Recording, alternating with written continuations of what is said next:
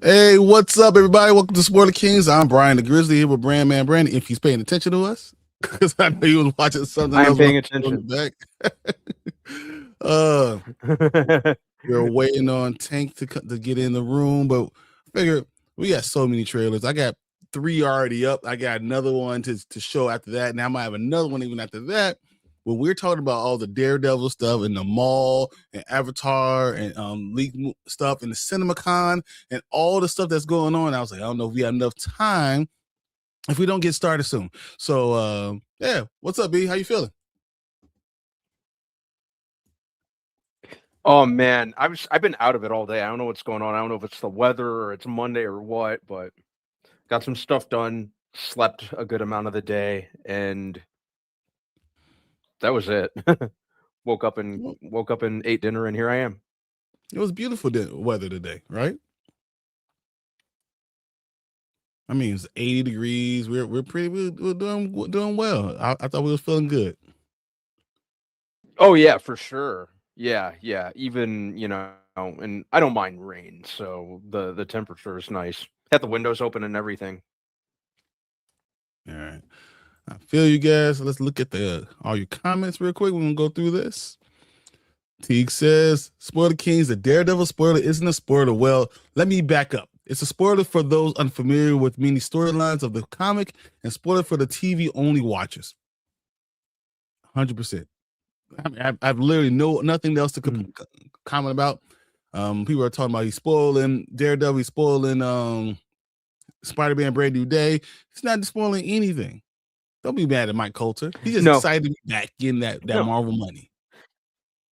Yeah, and I'm excited to have him back personally. Everyone knew this. Everyone who follows this sort of thing knew this was coming.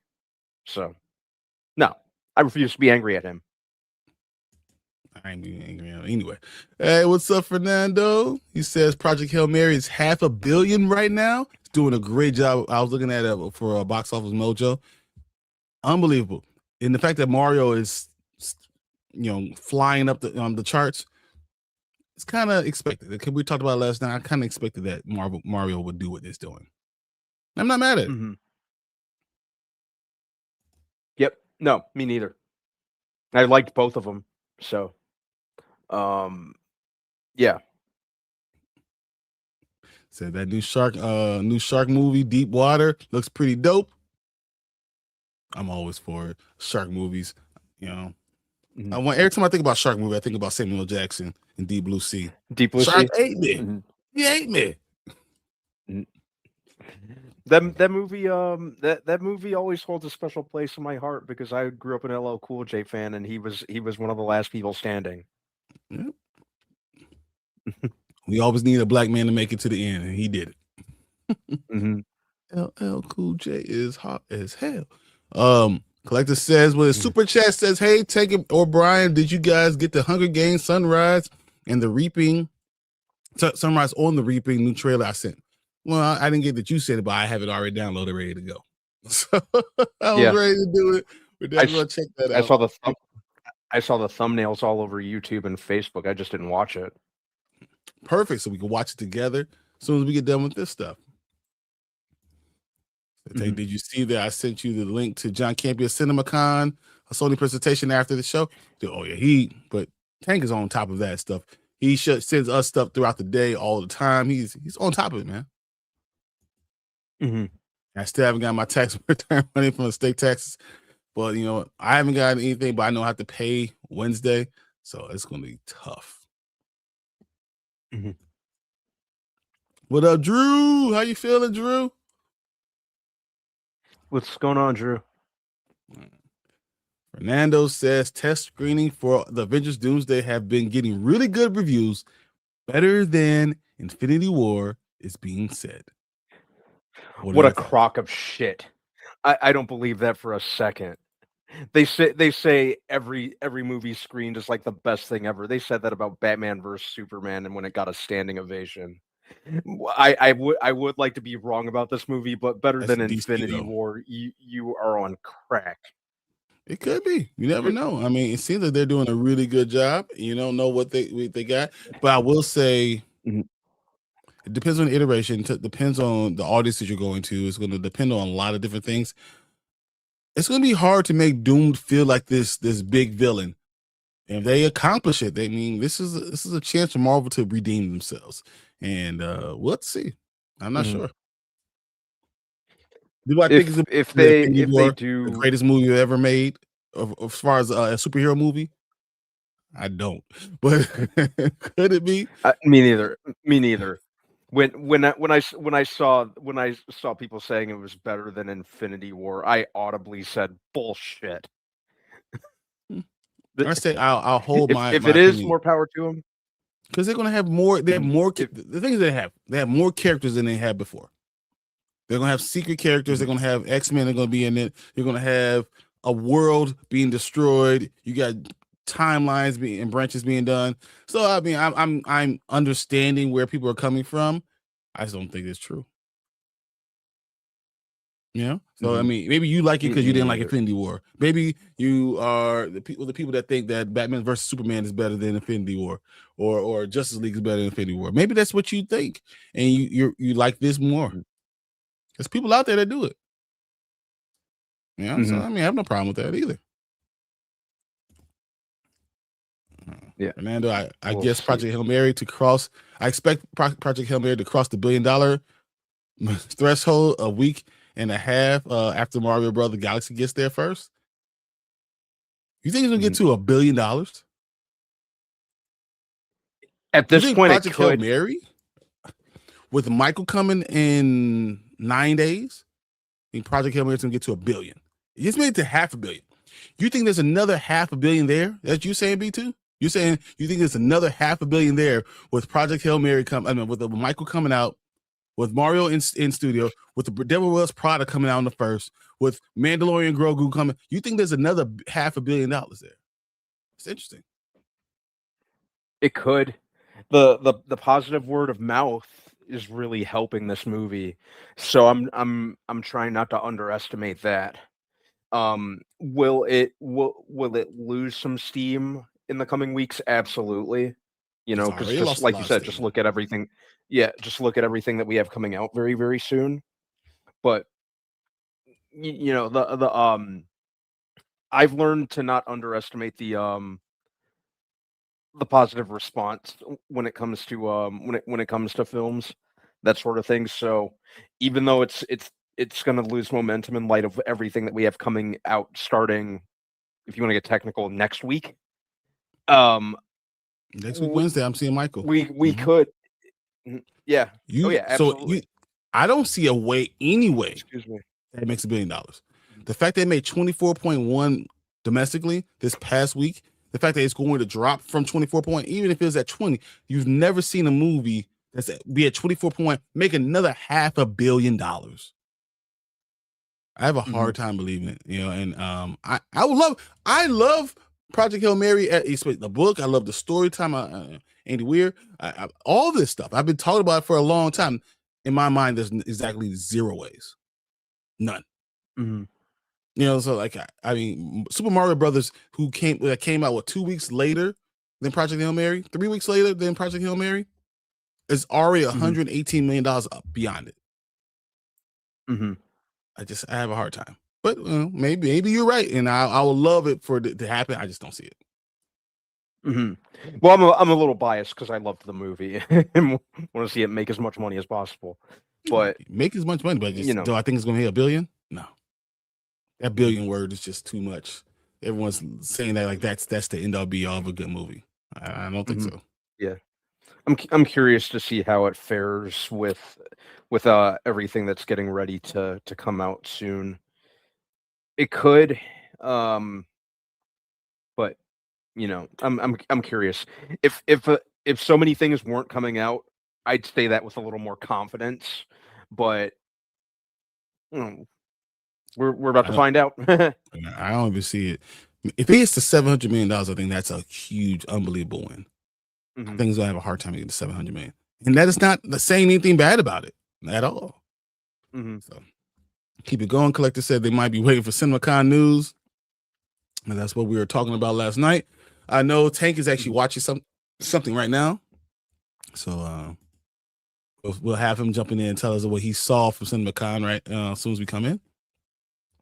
The first presentation is going to be done until almost 1 o'clock tonight for CinemaCon, but they're talking about what things we're going to get. And that's why we're talking about some of these leaks and the Daredevil and the Avatar movie leak that they had the whole thing, the entire freaking movie online. Crazy. Nickelodeon. Nick, Nickelodeon. Someone's getting fired. Oh, 100%. 100%. I like to think like I was joking last night. I like to think someone just got sick of the constant delays and was like, you know what? Release the footage. I'll do it myself. He says, "Oh, that's not good. Oh, hopefully Tank will be okay." So he came and he told us he went to the doctor and he found out no structural damage. He probably just kind of overworked it. It's the muscle, more likely. So he's just gonna take some time. He's got to rest. I wouldn't be surprised if he actually took some medicine. So I'm hoping that he actually did. Mm-hmm. All right, says Collector, I'm going back and forth between this and Rockstar, and they're live right now, and the Spider-Man panel is going on right now. Spider-Man panel's going on? Okay. Oh, cool. They described a new clip in the movie. They're going to do it a lot. They're going to be doing that a lot. Mm-hmm. Because the 3 hour time difference for us, that's why they're at CinemaCon. Yeah. But their CinemaCon was going on even this evening, so I know that there should be more. Oh, and we didn't show a video for Collector Super Chat, so I got to make sure we do something for him. Collector, thank you again for the $4.99 Super Chat. That's awesome. We're going to give you this video. Hello, my name is Inigo Montoya. You killed my father. Prepare to die. This is my favorite ones, man. Mm-hmm. Montoya, you killed my father. Prepare to die. Prepare to die.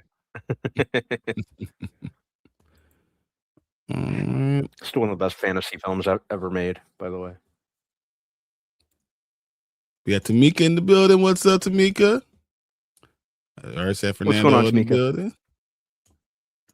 It's 80 degrees. Nope, I don't want this to want that yet. Too close to 90s. I'm all for it.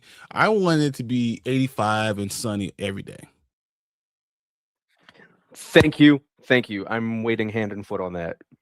It's good. It's yeah. I love that tank tops and shorts weather, man. So, Ace, did you enjoy the DTF St. Louis finale? I have not watched the finale, so you guys better not talk about this thing. You got me watching it, so now I have to see the finale. I need to know what's going on. Don't you do it? Mm-hmm. Yeah, and I'm playing catch up on that show too. So, Tamika says, "I'm excited to have him back. Mike Colter is back, and his number one fan, Anzo, is excited. He texted me all this stuff. And he was so excited to have Mike Colter come back, and I just, I'm happy for him. I'm happy that Anzo gets what he wants. He gets Mike Colter, as Luke Cage, Power Man, all those things. So I'm just happy for him. Right, Anzo? Same. Right? I Terrence, go ahead. No, the hell I didn't. Yes, you did. You were talking all about it. I got text messages from Anzo all day today talking about he loved it. Loved it. Oh, yeah, Terrence in the building. He said, "Hello, guys. Congratulations on the channel growth. Terrence will always support you guys. Hope you guys don't forget about Terrence while you continue to stack up fans. Terrence, we always appreciate you, especially all your comments on our videos that we release later. It's 100%. This is why we do that, to have this conversation with you guys. And I'm a proponent in saying I don't always want to agree with everybody. I want to have a conversation. I like conversations on why you like something and why you don't like something. So I would rather that than just have everyone say, yeah. Or, or Anzo, having, you've been with him enough, Brandon. You know exactly how Anzo is, What do you think about this last thing, Hanzo? How do you feel about this? It stinks. It stinks.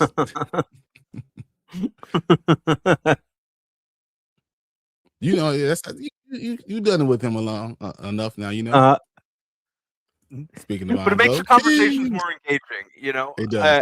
I love that rapport, that back and forth.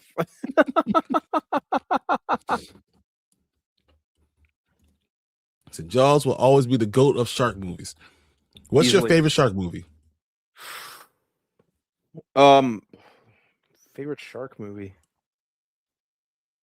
Honestly, I know this might feel like I'm taking the easy way out, but I do have to agree with it when it comes to Jaws. Okay. I think it's the gold standard. The build-up and it builds up fear through tension and what you don't see. That's what makes the movie even more unnerving. I think Steven Spielberg pretty much set the gold standard for shark movies.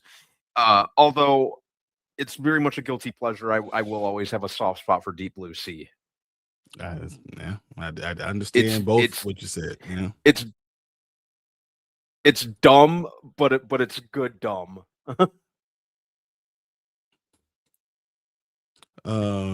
What's that other one? And so Deep Blue Sea is a big one. And I enjoyed the Meg. And the fact, the Meg is and the terrible. Fact that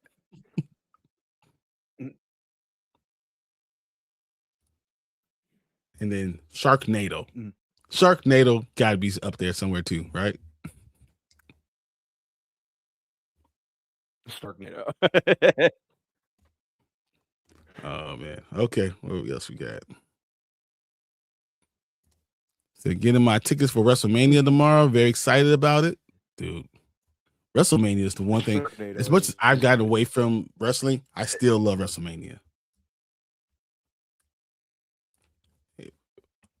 Matter of fact, Brandon, what was your favorite part of episode 2 of The Boys?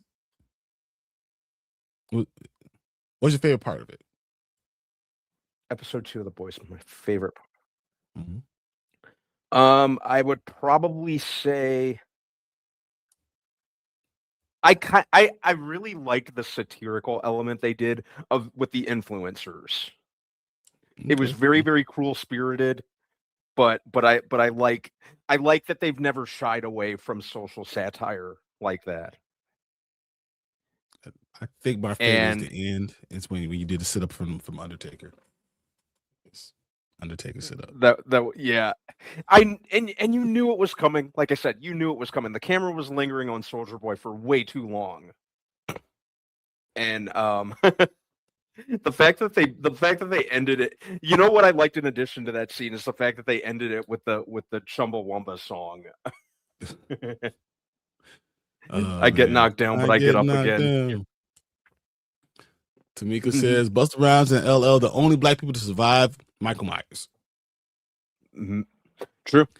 I would 100%. I wouldn't run. I just stay 5 steps ahead of him the whole time.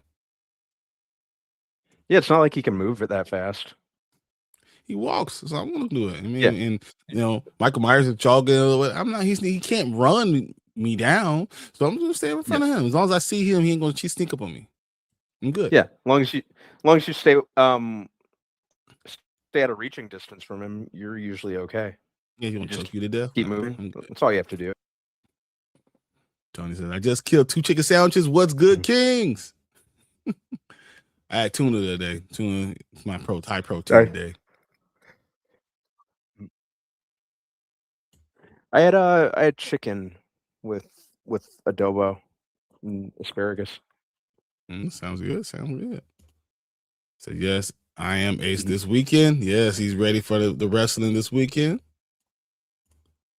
I used to be a huge wrestling fan. Went to WrestleMania, I think it is 20, but for other reasons, I kind of got out of it. I'm getting back into it now. Yeah, no, I mean WrestleMania is still a lot of fun. Wrestling itself is fun, but it's one of those things. If you're not in, it's hard to get back in.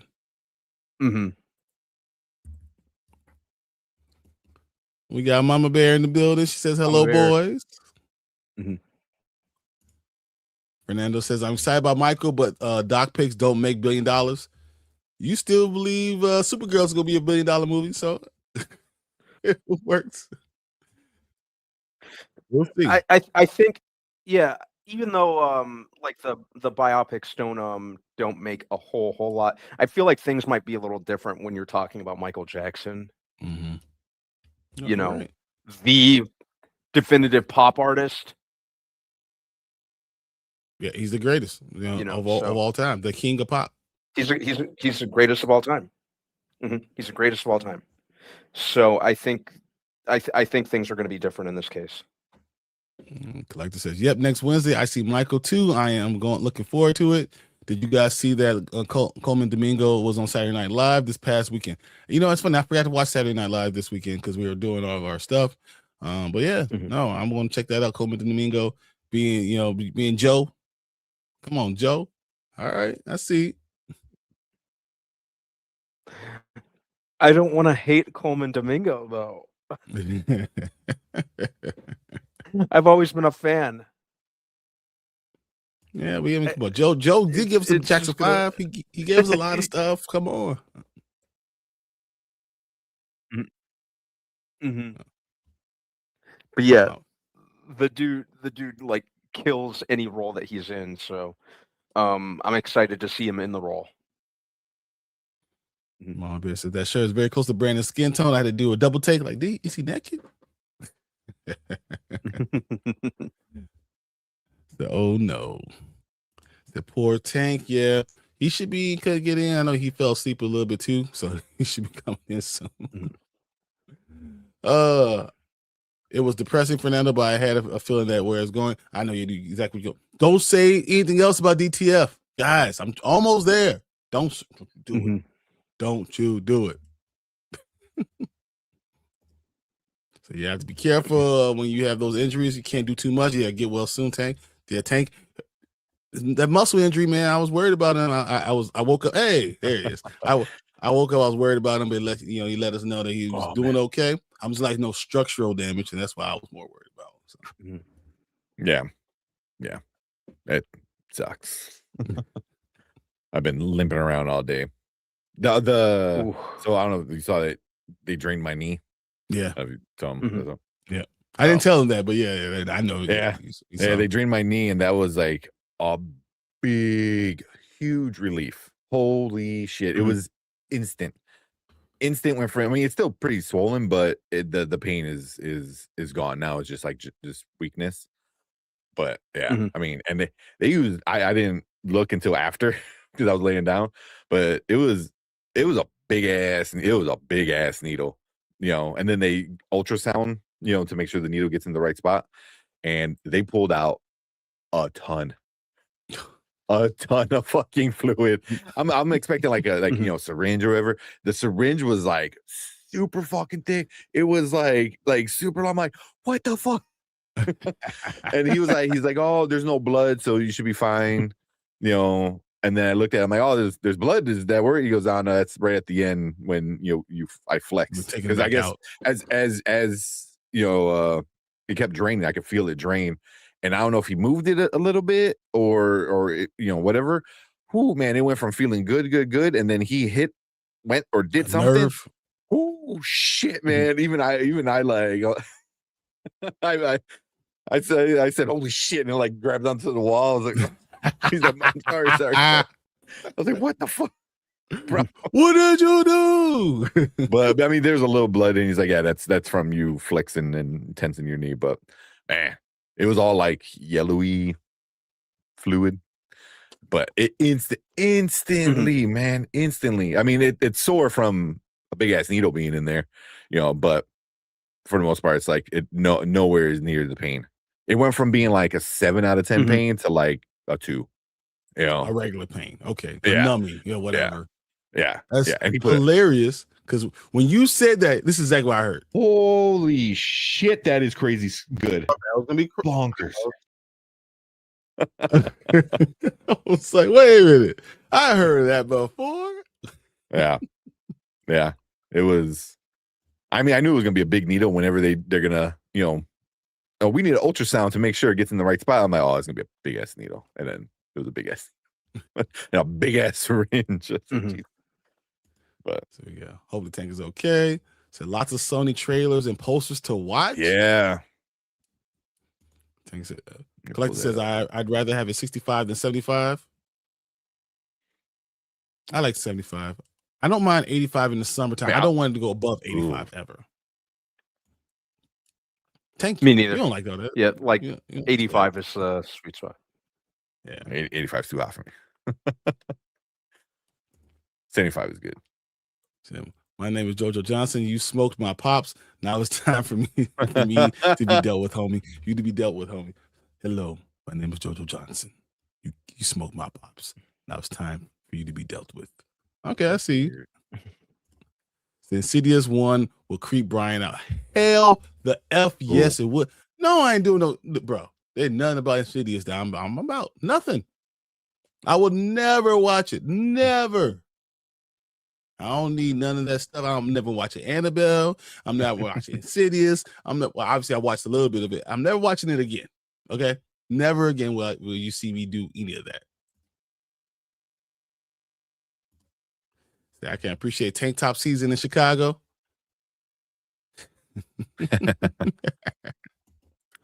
Really, no booty shorts and sundresses season, brand man. Come on. I can't wear those. Oh my god, this dude. But no, you're absolutely. Let's go sundress season. That's just a season in itself. I love it. Oh yeah. All right, we got super chat here from Travis. What's up, Travis? So this will cover the medical bills for sure. We'll get well soon. Appreciate it, Travis. Yeah, man, that's a whole nother argument. That's a whole nother ordeal. 100% trying to pay those bills. Yeah. It's gonna be crazy. But I got a little video for him for Travis for this super chat. Appreciate you. Here we go. The price is wrong, bitch. Bill's grab a tank when he's trying to get up. That's literally what I said when I opened that bill. I was like, that's the wrong price. Did I fix my knee or buy a car? Damn. It's like, I heard he's so good you're going to hate him.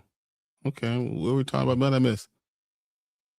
Yeah, yuck, tuna. Hey, look, tuna's good. Tuna is good for you. I do a high protein diet a lot of times, so I think tuna is something tuna and chicken salad I'll do over and over again. And then you get some grilled chicken, and you can do if I need a little bit more flavor, I'll do fried rice with salmon. I can do that sometimes. But you want to get high protein diet, so especially because you're going into the summertime. So I'm trying to cut. I want to get to about 255. If I'm 255 going into the summer, I'm a monster. I'll look like a freaking dude. Yeah, tuna's great. Yeah, I do tuna. Like if I'm in a hurry, it's just quick.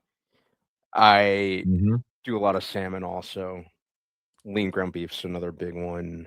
I do a lot of chicken. Now that because since I'm cutting too, I'm doing I'm getting in as much protein as possible, a protein surplus. And the protein ice cream thing that I've told you guys about, I've been doing that pretty much every day. I do protein coffee every day. Protein coffee is a good one too. Yeah. And I have guys that I live with that are huge on doing steaks. Steak, red meat. I'm like, dude, you're gonna have high cholesterol. You're gonna like all this stuff, and they, and they all they do is steak and eggs. They get like 5-6 eggs in the morning, and they do like steak all the time. I'm like, dude, you're gonna die. Your arteries are just going just full up. And just you're like A1C sugar level is like 1, but your like cholesterol level is like 300. It's gonna say infinity. It's gonna be infinity sign.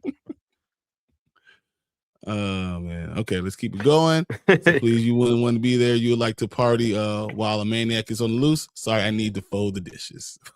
Fold the dishes. Okay. Oh man. So Tank is in the house. Who's sending the bubble wrap for Tank? Because that's what we gotta do. We got bubble wrap him because he keeps on getting hurt. Can't allow it to happen anymore. The look of disappointment I got from my doctor. The look of disappointment, which I get. He's like, I did all this fucking work and you're gonna be stupid with it. You know, but he came in, he goes, can't do too much, man. Can't do too much. I was like, I just did one new exercise. He's like, you're a bigger dude, you gotta be careful. I was like,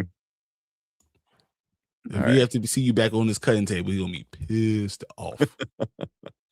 Well, I've seen your legs. You could definitely pull out booty shorts, Brent. Oh my god, I don't want that ever being in my thought process ever. Oh my gosh. Yeah, TMI, exactly. It's the Homer Simpson and Peter Griffin with the. I'm okay. Oh my god. So well, after watching all that about Bob, I can't look at him the same way ever. Bob didn't like black people. Bob Barker. Did he? I don't know. I never really heard that, but yeah, makes sense. I mean, he's an old white guy, so I mean, the odds are not in his favor. Not forever. In America, you need like $7,000 at least. He said he posts exercise video aids. He does. Brandman does his exercise videos. It shows what he's gonna do, and he's doing all these crazy. Watch me do this. I'm like, I hate you. Yeah, you had that kettlebell one where you did like a side lunge and then around the head back to the other side. I was like, bro, my knees would already explode after one.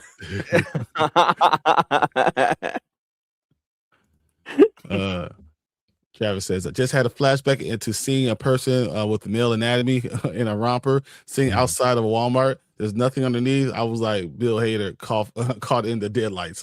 I don't know why that made me laugh so much. Because I know exactly where he just like goes and live. Like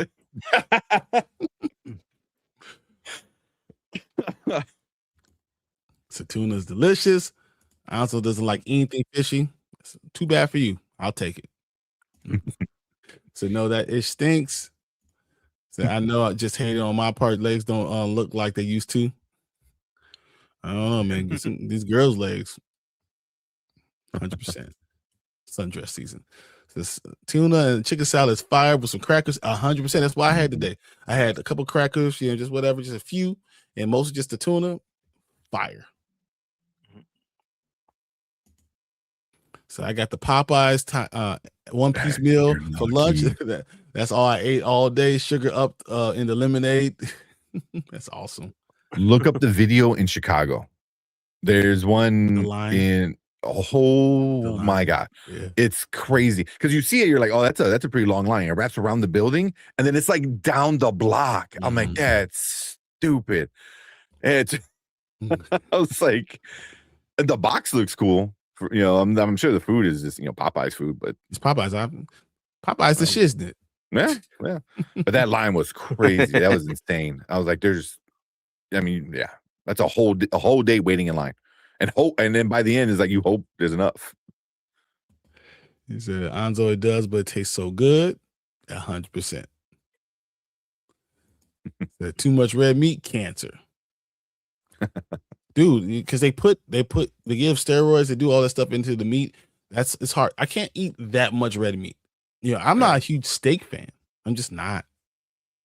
I like steak. Don't get me wrong. I like steak, but I can't do steak all the time. Same. I like it for sure. I can't. It's very much only a here and there from time to time thing for me. Yeah. Way I am with bacon. I'm with steak the way I'm in with bacon. Yeah. You mess up your liver. Like with all that cholesterol, get that fatty liver, and then that turns to cirrhosis, and then you're screwed at that point, man. So I think it's like the Rocket Fast and Furious 7, watching Incredible Hulk, but crap goes down. Daddy's got to go to work, and then he flexes out the bubble wrap and comes downstairs. Oh man, the Killer Bill video was enjoyable. 20 minutes. Mama Bear made like one of those like infinite loop gifts. You permanent loop ones, right? Yeah. Sourdough crackers. Oh, okay. The bowl of sourdough crackers. I was going to do the what's the green package ones? I'm not sure. It's like these butter crackers. It was so good. I just when I was like really like just doing tuna, like you said, tuna, chicken, and veggies like every day, where I want to like you're basically like gagging as you're eating because you're like, like it sucked. But I would do like my treat would be wheat crackers, non-salt wheat crackers. That would be like my treat. I was like, oh, I can eat something with the tuna. That's a terrible treat. One of my go-to snacks is carb balanced tortilla with Teddy unsalted peanut butter and lettuce, and acquired taste, but I love them. The carb balanced tortilla is pretty good. You gotta go get the Bolden sourdough crackers. My wife loves sourdough, so I need to check that out. She loves it. Oh. I'm trying to get my wife to make it. She has the the starter thing in the fridge. I was like, it's been a while since you made it, but we're trying to lay off bread. But man, when that comes out of the oven, it's hard not to just eat it all within like one night. My dad makes sourdough for my wife because that's their thing. So he makes he'll make a sourdough. It takes 4 or 5 hours to make it, and he brings it to her every once or twice a week, and that's their thing. Said pork and processed meats are the worst. Yeah, processed meat. I know steak. If you get a good cut steak, that it's good for you. It's fine. Just can't have it all the time. Yeah. Dude, like I'm talking about, like if you want to get a real good steak that's good, don't eat another steak for another month. That's true. So I really don't like care for steak either, but the one thing I observe obsessed with is lobster with crab legs. It's too much money. I don't like paying for stuff. Right. So I don't eat steak during family dinner and barbecue. Okay. So Chicago has some of the best steakhouses in the world. Yeah. So it's hard to not do it. Stupid expensive. Oh my god, dude! Me and Ashley will go to a steakhouse. Just go to get the steaks, get a porterhouse steak, whatever. Get like mashed potatoes and some type of green, whatever, and each get a drink, and the bill somewhere like $270. Yeah. Yeah. What the hell? Not two porterhouses. We share one. You share one. Hugo's Frog Bar and Chop House. So that's in the Rivers Casino, because I used to work at the Rivers Casino. So one time I came in and I wanted to try their steak, and it was like really good. Not as good as Morton's. And I've tried both Morton. Well, I only tried the two Mortons. I don't know if there's more than two, but the one in Rosemont, and then I tried the one in the city downtown. There's two in the city, and there's one in Oakbrook, I think, too. But I like Chicago Cut Steakhouse. I like Swift and Sons. Chicago Cut is great. Chicago Cut is incredible. Yeah. So like there's some really, really good steaks in Chicago. So I mean, you can spend a lot of money. My best says I don't trust any American food. I don't know how much it doesn't pass through how much doesn't pass our food regulations. But places like these steakhouses get their own stuff, and they cut the steaks in-house. Like their managers go and they cut the actual steak. Yep. So you're getting like a hide, and they're cutting the steak, and it's beyond grade A. Yeah. Like one of my ultimate goals in life before I die is I want to actually go to Japan and get true Wagyu You know, and because I've seen like influencers that I watch, like food people do it, and they get prepared, and they only allow like 5 people into this restaurant at a time. You know, and you know the chef prepares it, and every one that always says it's meat butter. You know, it's like you as soon as you put it in your mouth, it just melts like butter, but it's like meat. You know, and it's like the best tasting steak ever. You know, like but true Wagyu, not like. There's the American A1 Wagyu, which is we good. Go there and I've had some and it's fine. It's good. It's nothing. You know. Yeah, they're the real deal. You know, where they give you the lineage of your cow that you're eating. Like, oh, here's the birth certificate and the parents and where it lives. They bring out the legit scroll like it's Knights of the Seven Kingdom. Yeah. This is Moo Moo. First of her name. Son of, yeah. So first of her name. Son of or daughter of. Yeah. But like legit, they give you like the whole breeding like breakdown of the cow, which is crazy. Now I'm gonna eat steak until the day I die. Yummy. Just hopefully it's not early. So keep your ass on the earth. As long as not every day.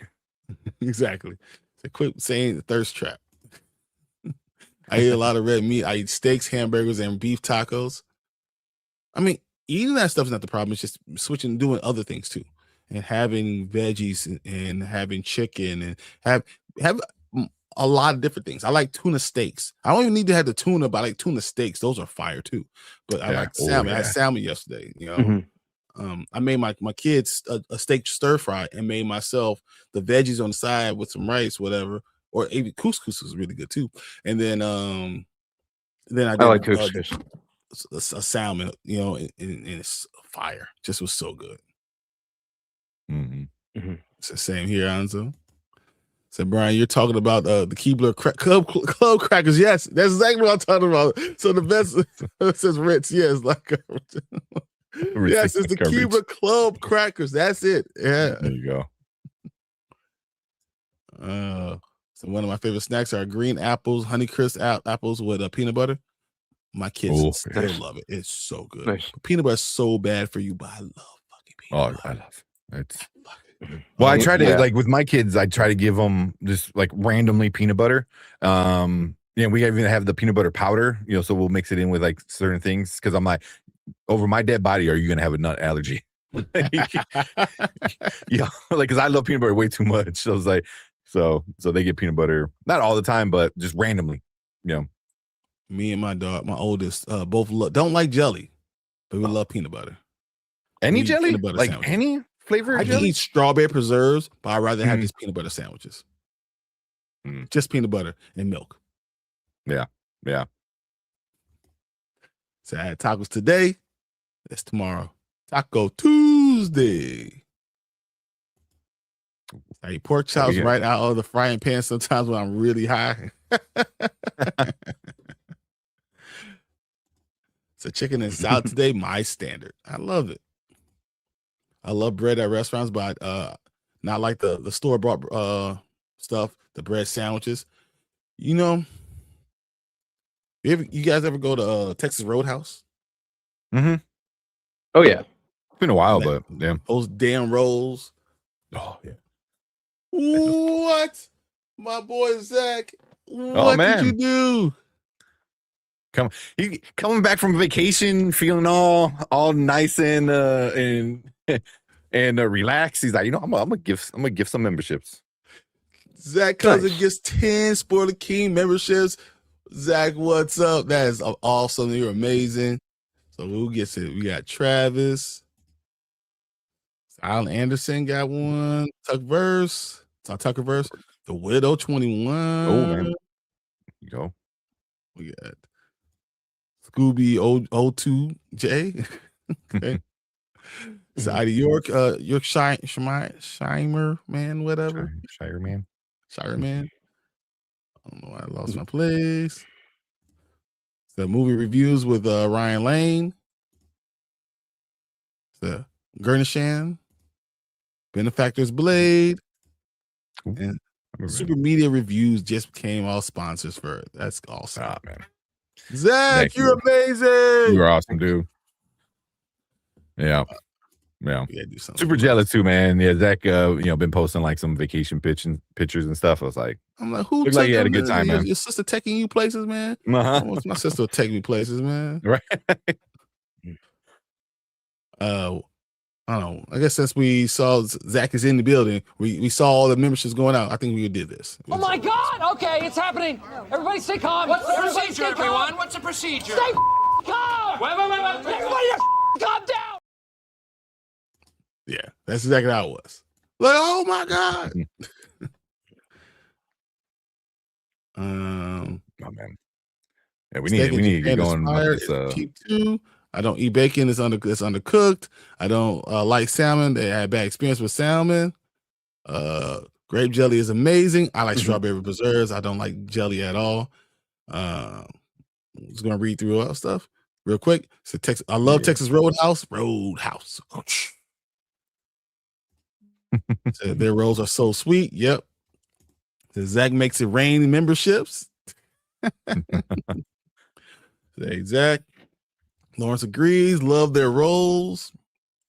Nice. I went to watch Texas Roadhouse in New York, where there was a rodeo, and to promote it, they had a goat run through the aisles of the restaurant, and it dropped Cocoa Pebbles stole away. Oh, that's insanitary. She says, "Who the hell are these people? And why don't I have one?" I know. Like, of all people, she doesn't get one.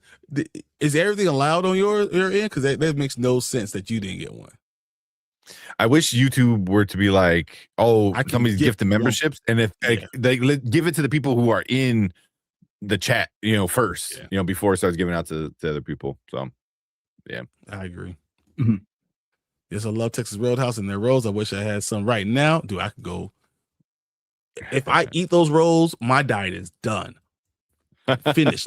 I won't even eat anything else. I'll just eat the rolls and the fried pickles, and I'll take my food home.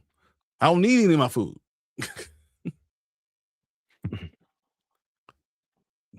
I'm sitting here eating chicken fingers and delicious cinnamon sugar butter rolls, laughing at the waitress clean up straws, peanut shells, and the goat shit. It was awesome. 5 stars.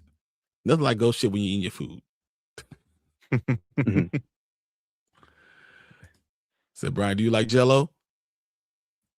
There's always room for Jell-O. I like Jell-O with fruit in it. Ooh. They be in a restaurant. Isn't it Jell-O with fruit? Story will make me panic attack. Yes, 100%. Yeah. Well, isn't Jell-O with fruit just like a fruit cake then? Like, that's what it is, right? Or is it? No, or is the fruit cake something like fruit has cake part in it? Does that count as a fruit cake? But fruit has actual cake in a fruit. There's part cake part okay? in fruit cake. I never had a fruit cake, or had known anybody who's had it. So. Zach says, I have to be up early, but wanted to drop in, say hi, have a great stream, and everyone like and share the stream. Thanks, Zach. Appreciate you, man. You're the man. You're definitely the man. Salute. Everyone said, peace. I can eat rolls and just and take the steak to go. 100%. That's such a bad thing. We got Cleves in the building. What's up, everybody? What's going on? Just click on the green 10 and make sure you click accept. So click on the green 10 and then click accept. There you go. The flan is better than Jell-O. Ooh, that's a good call. Argument. It's too much sugar. They both got there. It's too much sugar in flan. Yeah, there is. That's the part I have. I'm looking at it like if I'm trying to not die. Yeah. I just finished watching Avatar leak. It was pretty good. Definitely going to support on official release. All right, Cleves. Okay, we can talk about that in a second. Nice. I want to get through all this stuff so we can get into it. Nobody eats fruitcake, Tank. They just bring it. Right. Facts. Texas Roadhouse appetizer are a whole damn meal. 100%. I haven't had Jell-O in God knows how long, but Jell-O shots, now we talking. Oof. Exactly. I had Jell-O shots just last year. I had Jell-O shots on my birthday last year. Yeah. I almost threw up just thinking about Jell-O shot. Oh. Let's get the fruitcake and get Stalin. Oh, no. particularly on marzipan. Marzipan. The Tony Facts. Fruitcake has raisins and nuts in it. Go back to mine. Where did I miss yours? So click on make sure you accept. I saw that one. Where's something else that I missed? Here. Well, so, I hate Jello. Surprise, surprise. It's something, so of course he hates it. Anything that's actually something, he has to hate it. All right. Leading into surgery, you have to like do non liquid only, and technically Jello counts. So they're like, just don't do any red Jello. just so we now you get blood. They do that. So yeah, all I had that whole day before surgery was bone broth and fucking Jello. That's all I had. So fruitcake tastes like a fig noodle with dried marshmallow cherries and nuts. Basically a grandpa turd. Jesus. Grandpa turd. Holy crap. Oh, that's funny. Silence a Dutch German version, therefore superior. Oh, really? okay. And Fernando, I agree. Banana pudding is fire. When my great grandmother used to make banana pudding, she used to make it for me every single year for Christmas. She's like, I ain't gonna get you a gift, baby, but I bought you a whole half pan, or made you a whole half pan of banana pudding with the whipped cream on top, and she break it a little bit. Oh, it was fire. People were trying to take my stuff. I was fighting. That's how I learned how to fight. Fighting my family on Christmas Eve. Oh, man. All right, Tank, you want to take over the last two? Because I need to get a tea because my throat is getting. All right. Go for it. Grab it real quick. Oh, man. Yuck. We can see. Yes. Shit. Brandon said, y'all remember, let me bring it up just in case. Y'all remember the Jello Pops? We were kids. The Jello Pops. I do remember those a little. I don't think I do. I kind of remember them. Yeah. Yeah. I mean, that's the only way to do banana pudding is with Nilla wafers. Oh yeah. If it doesn't have Nilla wafers, I don't believe in it. Yeah. It's not banana pudding otherwise. Yeah. Yeah. Oh man. Yeah. We got a few trailers. I don't know. Did you guys want to talk about the Sony stuff? Because they dropped some good stuff. We definitely dropped some pretty good stuff. Because Sony was the big one today. It was the big one at CinemaCon. Let's see what's the last one. But I don't know. If Anzo, I'm coming for your black. I haven't got an update yet. It might be over. Anzo, I'm coming for your black card. Banana pudding is nasty, bro. It's like some of the greatest things. Send it in the mail. Like, I love banana pudding. Just send it in the mail right now. Send me your black card. It's okay. Erica would make some. Oh.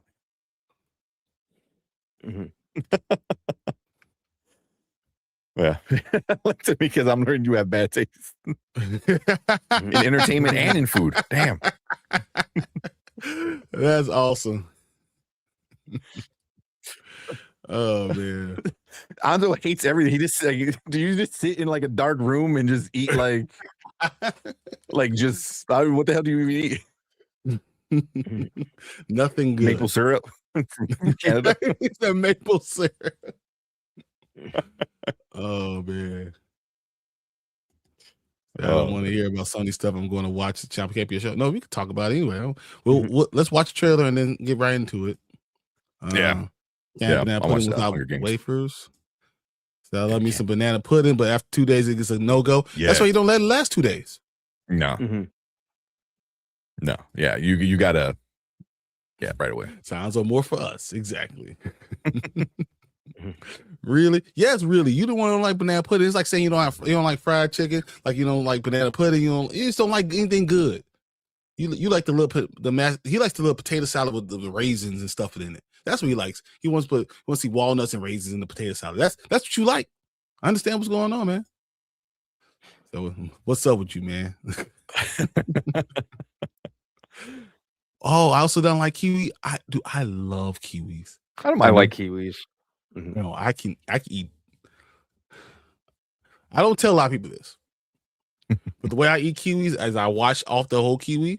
I cut off the ends pieces, I ate the whole thing. Mhm. I ate the whole thing. The skin is the best part. It's tart. It's so good. It's not crazy. I mean, I knew people who would eat the banana peel. I mean, you have chocolate covered orange peels, you know, so it's like you can eat a lot of the skin. Kiwi is actually really good. But yeah, I don't eat enough kiwi to like try it out. Oh man, I go to Sam's Club and get a kiwi, a thing of kiwi all the time, like Yeah, every I like week. kiwi. As a teenager, I got sick of my mom getting into my Chex Mix and hot fries, so I thought if I start eating vegetables, she won't want them. And now I still eat all the can of unsalted beets every day. Wow. Are you Doug? Are you real life Doug? The beets. The beets. Anzo says, what you say about maple syrup? I didn't say anything bad. I'm just saying that's the only thing you like. We're pro Canada here, man. What you talking about? I didn't say it's bad. I love maple syrup. That's the only kind of syrup I buy. So, question. So, growing up, my parents put it in the fridge, and I'm like, why we put it in the fridge? It becomes even thicker, and then I'm putting like cold syrup, like on my hot pancakes. You know, I've never put maple syrup in the refrigerator. Yeah, and I guess a lot of people I knew like did it, and I'm like, am I weird? And then I found out like, no, you're not supposed to. Like, it's like don't put it in the fridge. I was like, okay, because I thought I was going crazy until I was like 15. You know, it's like because like a lot of my friends, their parents, their moms, you know, did it too. My mom did it. I'm like, what? And then you gotta sit there and wait because it's all fucking cold. Yeah. Okay, I'm gonna go through these real quick. Yeah. So we can get the next one real fast. So I can't do banana bread. I can eat entire thing of banana bread. You wait till that banana is nice and ripe, black like, and everything. Like black, yeah. Or I eat the whole thing. What he eat is that crack?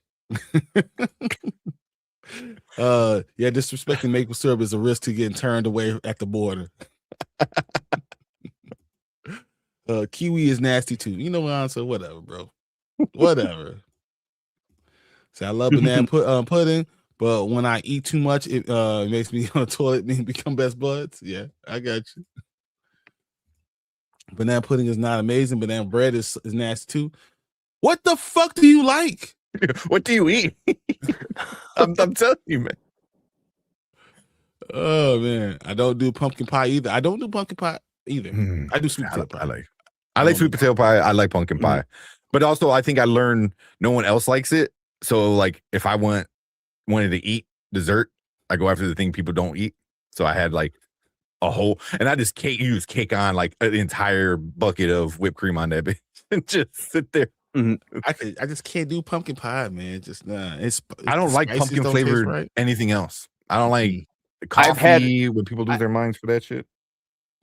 Oh yeah, pumpkin spice season, right? Yeah. No, I've tried pumpkin pie probably once or twice in my life, and I can't even remember what it tastes like.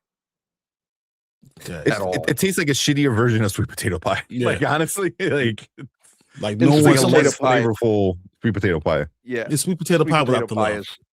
Without the love. Yeah, sweet potato pie is all you need. Sweet potato pie is the only thing you need.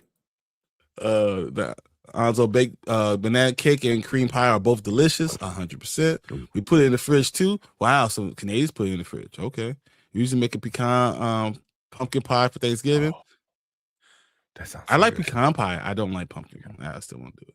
I like pecan pie for sure. I like pecan pie. Sweet potato, but no marshmallows. I don't like marshmallows either. Ew, syrup is nasty cold, man. I've never had it cold. Come to think of it, I thought warm like or room temperature were the only ways. Yep, yeah, me too. It's super thick. Maple in the fridge? You haven't had my banana bread, Anzo. Anzo eats the smoke and crack, and that's how he eats.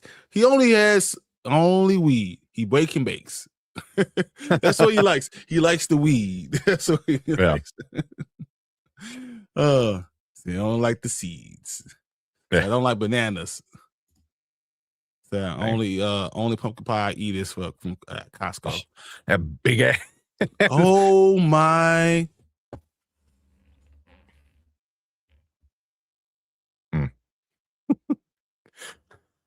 Anzo, you need to do like a food tier list, and like everything's gonna be like F. Because I want to see what the hell you like. I almost called you a name. I almost called you a name. Exactly. Blocked.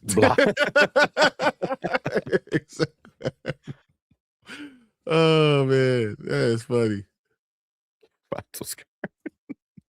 All right, this is the last time I'm clicking anything. I'm just not gonna click anything else for you, man. I'm done clicking on your stuff. Say, I want some of your banana bread. I can send you a recipe. I heard that gasp. Pumpkin season is my favorite thing in the fall. I try to get pumpkin spice frappuccino one time a year during the fall at Starbucks. Okay, people love that stuff. You only eat soup cups of noodles and burgers.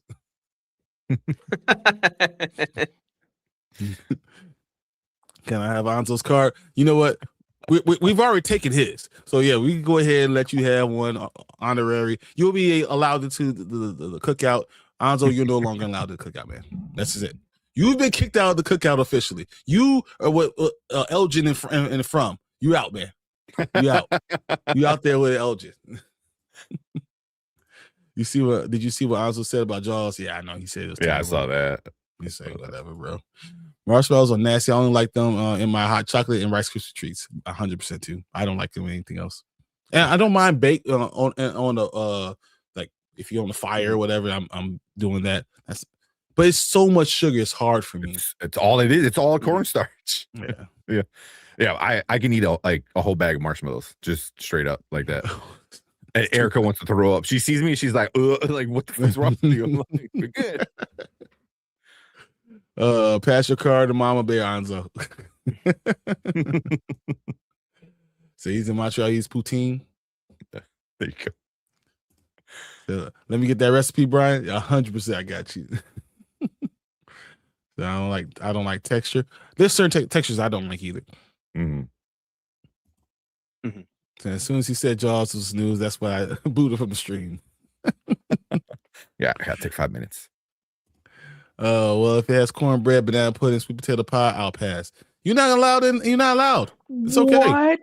Not even cornbread? You didn't read that? Yeah, no. He said it literally on there. I've had it on here. Yeah, we're done. Man, from was fire. Abby was right about everything. Oh man. Hell yeah, Mama Bear. Yeah, so yeah, Mama Bear now has. So if we're doing a race draft, we'll say we'll allow Anzo to be drafted. The white committee has now taken Anzo, and then the black committee is now taking Mama Bear. It's okay. It's official. It's been done. Anzo's a white man. Anzo is a white man now. Okay. There's one streamer just. Wow. Gotcha. Oh man. All right, guys. All right, we gotta watch some of these damn trailers. So let's do this Hunger Game one. Yeah, I want to see that one. Get that set up real quick. So it's official.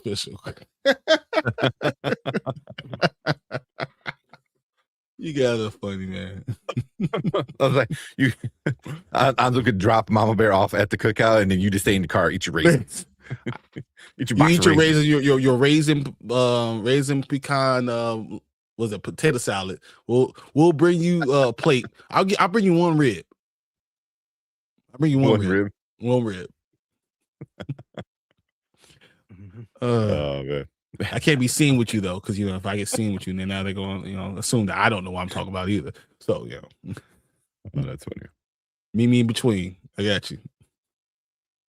Oh man. You guys are funny.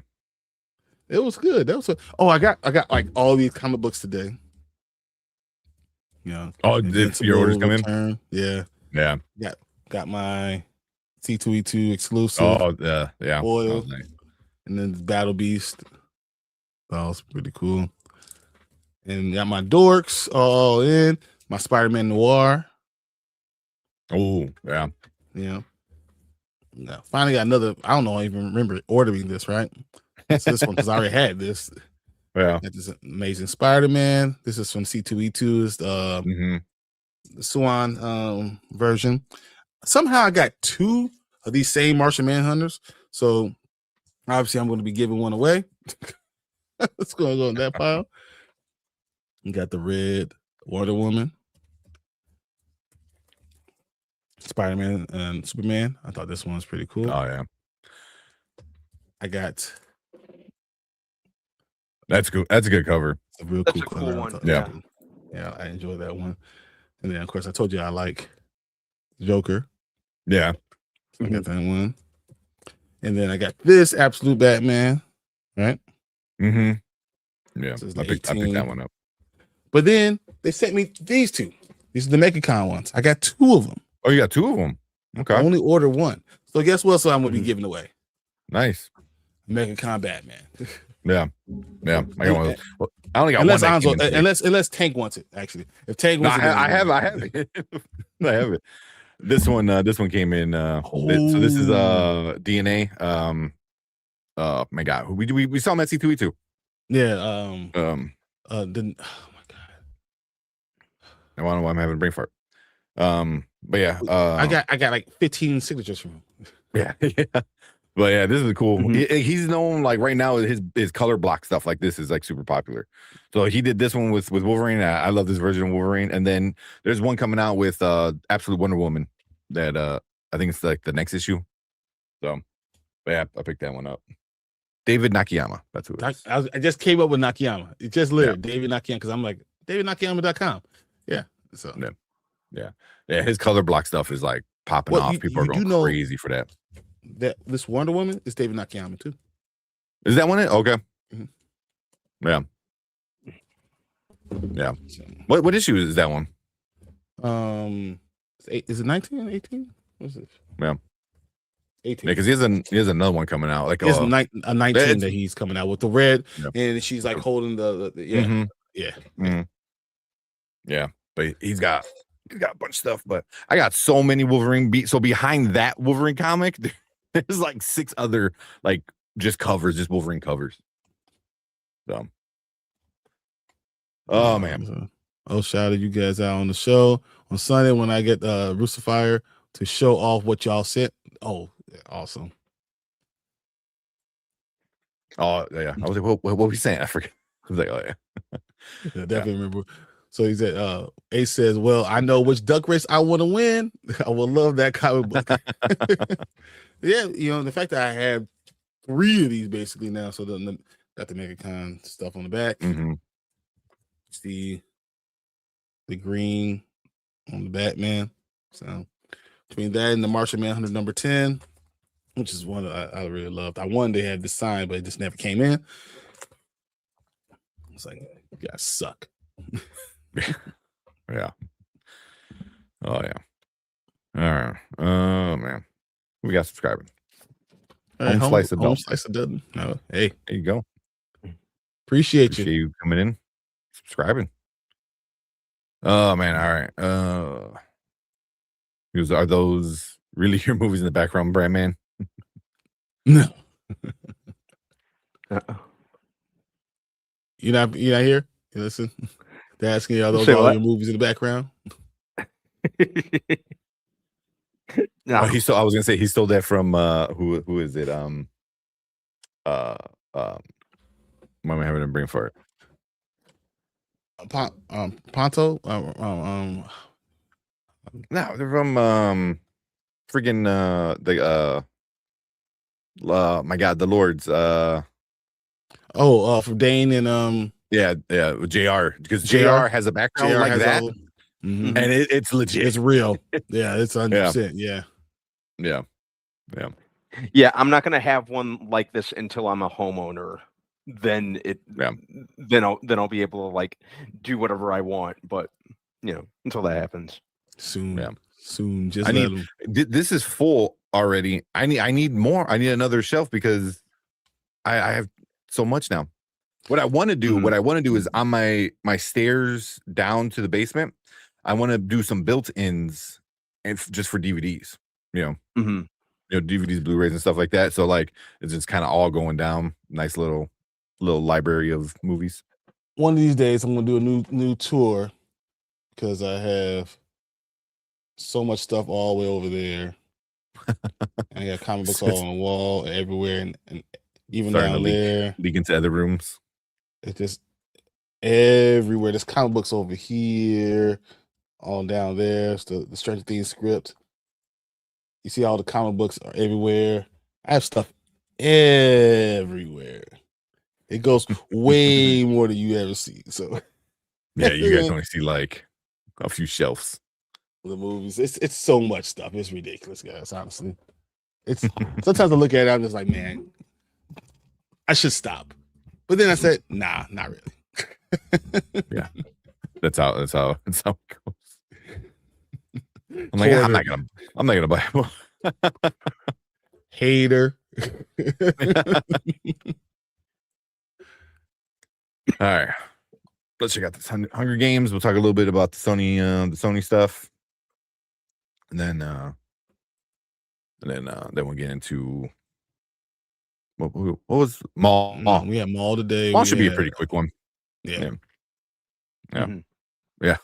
Why wait? Make an apartment your home. Once he buys the condo, if the lady wouldn't let him buy the condo, so I think that's part of the thing too. So yeah, he lives in a real nice place. So yeah, just my landlady will not budge. That sucks. He's planning well. Yeah.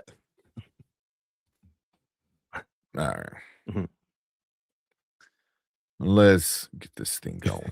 Brandman lives in an old school video store. That'd be awesome. Family Video. That would be awesome. Like if like we were ever to like be really big, and get like a lot of money, where like, oh, we got to get like a studio or something like that. Like that would be some of the first thing is like an old Blockbuster, old Family Video or something like that. And back to me and B worked to the Family Video together. We would love to be in the old Family Video. Yeah. Absolutely. I hope like something like a Blockbuster or Family Video like really does come back, And I feel like with AI and with everything streaming, I feel like the newer generations are gonna start to like, nah, I want physical. I need physical. I like it. Like things are getting a little too online. Like that Claude Mythos. Like, we're all fucked. Like, just delete every account right now. Like, cause like you're screwed.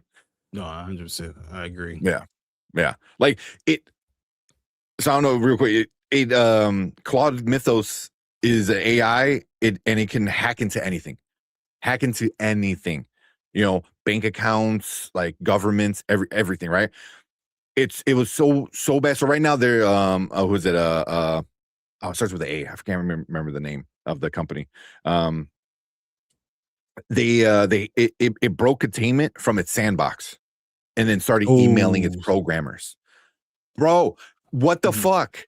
Like that's some scary. Like that's movie shit. They're coming for you. It's literally the plot to paradise. Yeah.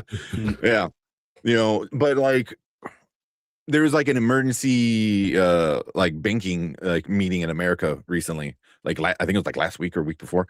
And it was basically it's fucking Ultron.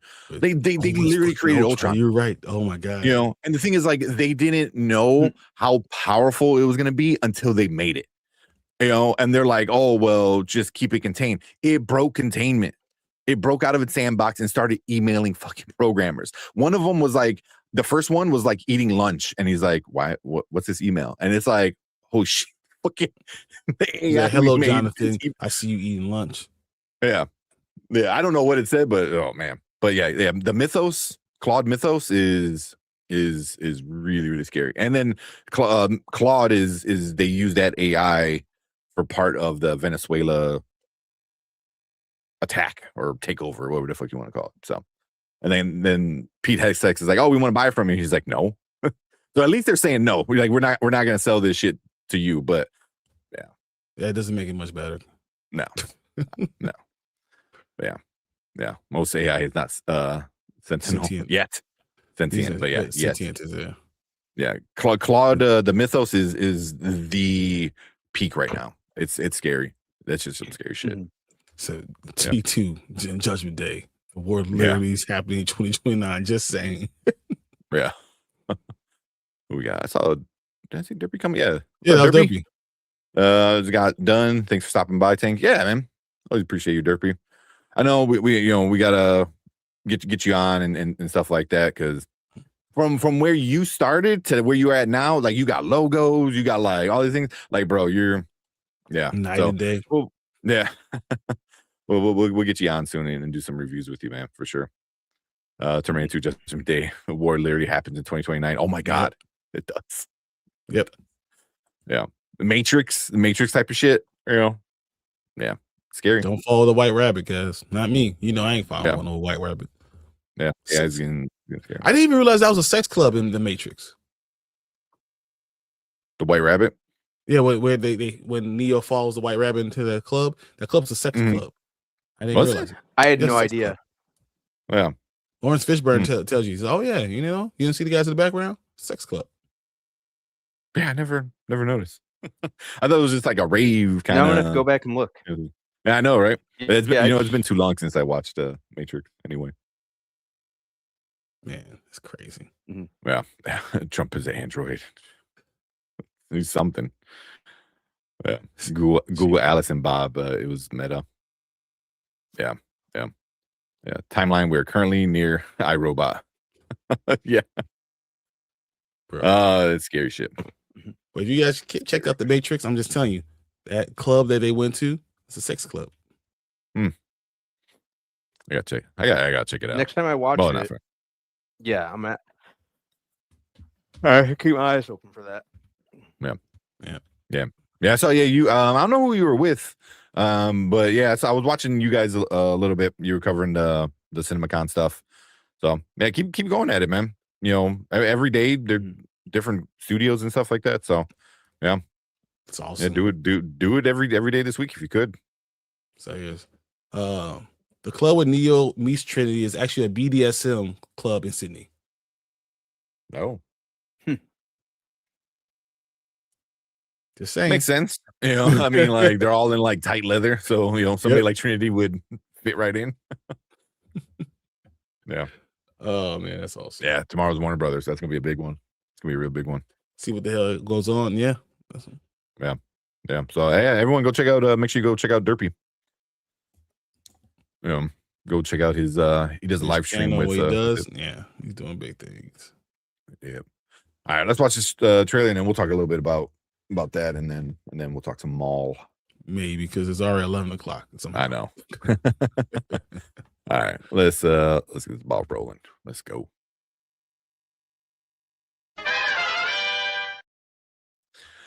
All right, what is up? Welcome to Spoiler Kings. We have another trailer reaction for you guys today. This is the new Hunger Games. What's it called? Like Sunrise on the Reaping, something like that. Yeah, that sounds about right. That sounds about right. So another prequel, but from what I understand, it's Woody Harrelson's character. Yeah, I think Haymitch. Haymitch. Yeah. So Snow will be the younger. Haymitch will be a teenager, and kind of go through that. Yeah. So, and even the last prequel, I thought, I'm like, what are they gonna do? And I really enjoyed that last one. So at this point, it's like I liked it. You got to give Hunger Games like a shot. Yeah. Mm-hmm. So, yep. Y'all watch it and let me know how it goes. Well, let's check out this trailer and then we'll talk about it. Man, bro. All right. That kind of got me excited a little bit. I didn't know what to make of. Well, I didn't really know what to make of it when they first announced this movie in the last trailer that came out. Just kind of had me like, oh, okay. Yeah. But this one, yeah. And plus, like whoever was in charge of the casting for the younger characters did not come to play. I forgot that Elle Fanning was going to be the younger Effie. That's good. And then I'm not too familiar with the younger Haymitch, but Ray Fiennes playing President Snow is absolutely perfect. Yeah. I think Kieran Culkin. I think he's playing Stanley Tucci's character from the originals. I Like think the I might be wrong on announcer that. You know, guy. yeah, I might be wrong. And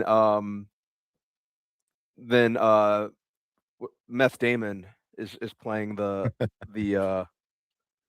I think Philip Seymour Hoffman's character from the previous Is it ones. Jesse If Plemons? memory serves. Ah, Yeah. that makes sense. So yeah, that and plus it just looks really big in scope. Yeah, Mhm. like they did not like And cheap out. Like no, it's big. yeah, they went all in. So this got me excited, especially with the Hunger Games movies. Like they've been all over the place for me. I thought the first one was fine. I thought I really liked Catching Fire. I thought Mockingjay 1 and 2 were just okay. The last one I really liked. And Yeah. yeah, and this looks awesome. Yeah. What about you, So, Brian? yeah, What you count me think? in. This looked interesting. I'm not sure. I didn't like a lot of Hunger Games because I Mhm. like the books, and I would rather when I read about it, and I'm like, this is not the fuck the book was trying to say. So that's I always kind of have problems with that. This looks good because I don't have anything to base this off of, and I was surprised at how well Mhm. done they did. Like they really made it look interesting, and that surprises the hell out of me. And I'm gonna probably watch this. This is probably the Mhm. movie that's gonna keep Doomsday from going into November. Ooh, Yep. Oh, for yeah. sure. Easily. Yeah. So I'm down. I'm down to check this out and see where it goes from here. Yeah. Yeah. And the Hunger Games has such a big following, a lot, like you said, from the books. Obviously, people love the books. But the movies were, I mean, the movies that launched Jennifer Lawrence's career. You know what I mean? Like, she was kind of getting big, and then the Hunger Games happened, and she just, the biggest thing in movies. So, but Mhm. yeah, but I mean, I had some issues with the end of the original, I hate it. stuff. But for the most part, I didn't mind a lot of it. But the ending was kind of the last one with like the origin of like Snow. That was and I was under the impression I'm like, this is gonna be stupid. I don't really care, and it was great. And then this one, Mhm. like Brandman said, that first trailer didn't really do anything for me. It was like, I'm like, okay, it's another Hunger Games, whatever.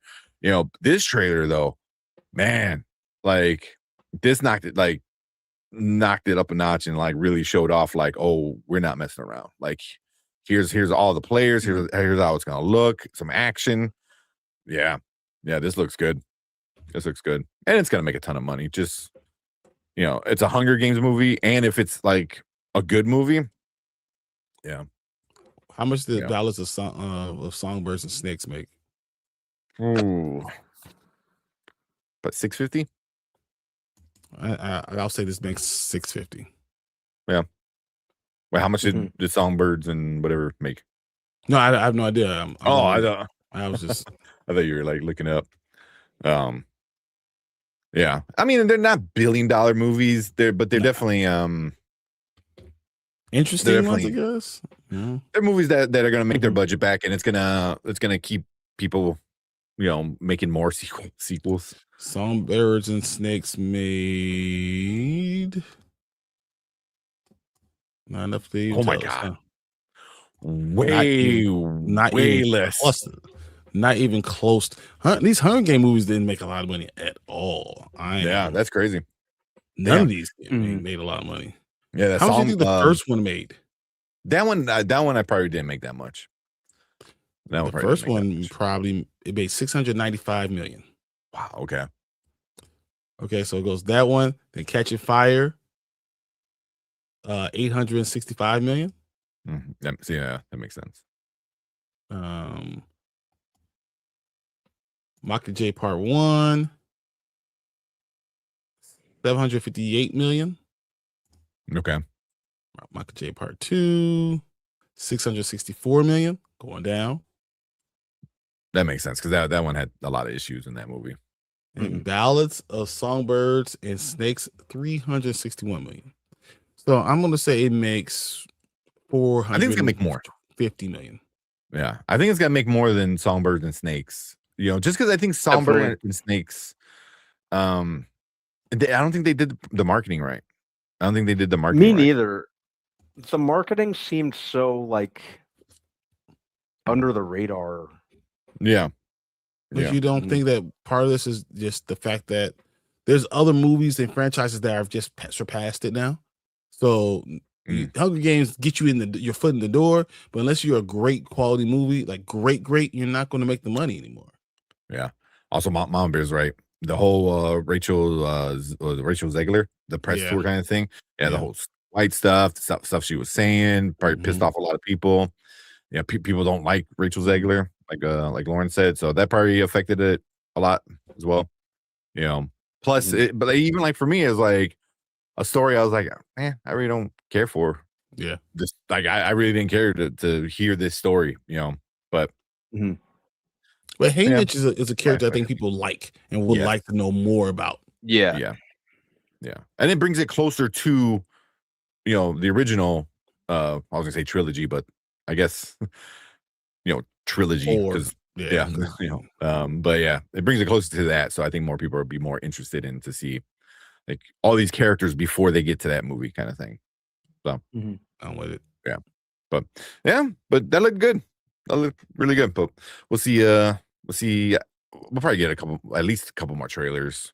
I mean, you have all the way to November, so you're gonna get some more. But this was a good start. Yeah, it's a good one. But cool. Yeah, we're gonna finish that there. We want to hear from you guys, so leave a comment down below. Let us know what you think about this trailer. Did you like it? Did you hate it? Are you excited about it? Did this one change your thoughts? Let us know down in the comments. We'll chit chat with you down there. Make sure you guys hit that like button, hit that subscribe button, and come and join us when we do trailer reactions like this, movie reviews, other fun nerdy stuff. And if you are in the live chat, stick around because we're gonna move on to our next topic for the night. All right. So I'm gonna get something to drink. Go for it. Oh man. So also real quick, I know we had Derpy in. He is like 16 away from 200. Ooh, guys, can we get in there and get Derpy? Can you drop the link real quick for Derpy and let's get everyone in there. Let's try to get 16 in there tonight. That'd be great. Derpy's been one of the OGs. People started listening to us. He's like our 100th subscriber. We're at 5,000 now. He was number 100.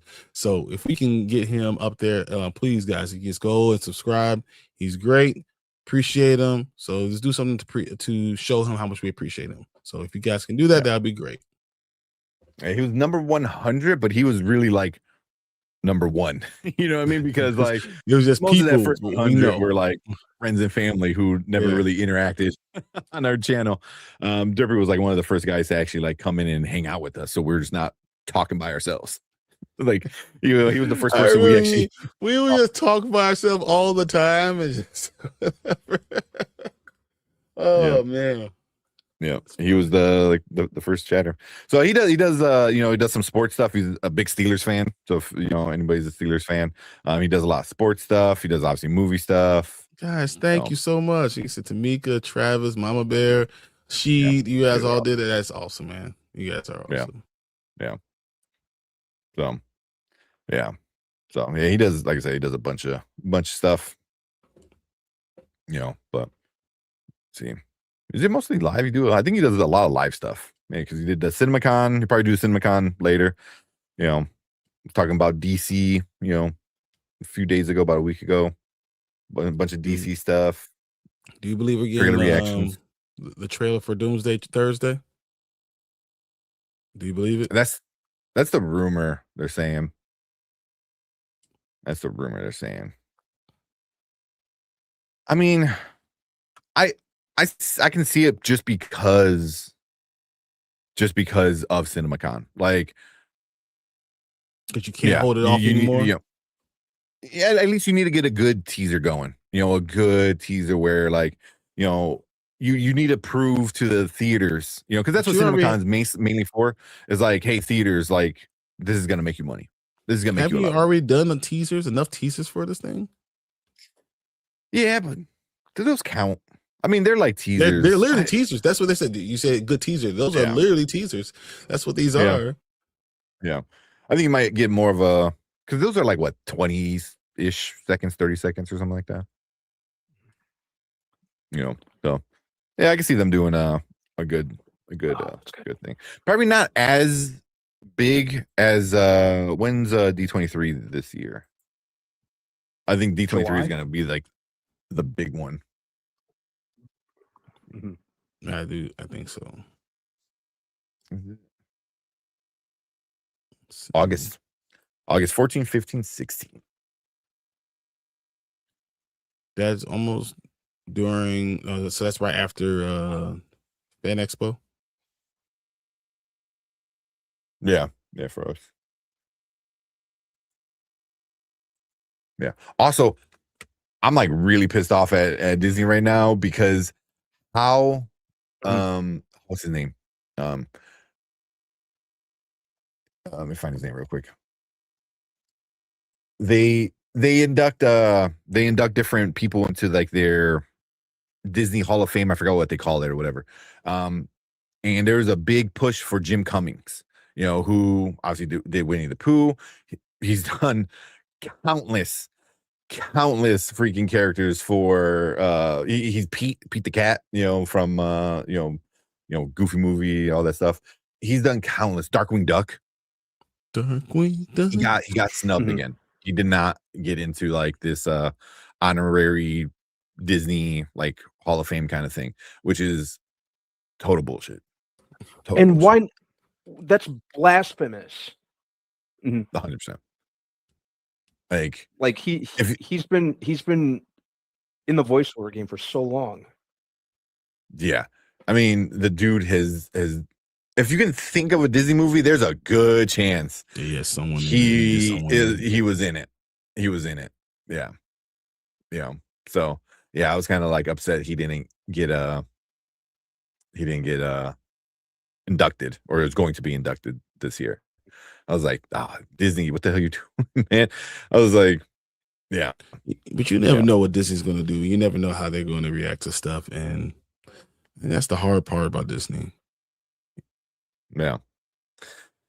I was like, oh man. Yeah, he's in Princess and the Frog. He's the lightning bug. I forgot what his name was. Oh, really? Oh my God. Yeah. Yeah, he's the lightning bug. Like that's why he's been in so many things. Chip and Dale, he's the fat cat. Yeah. Like does Pete all the time. He was Hondo in the Galaxy Edge thing. So I was like, he's in Star Wars, he's in Mickey Mouse, he's in Winnie the Pooh, like he's in everything.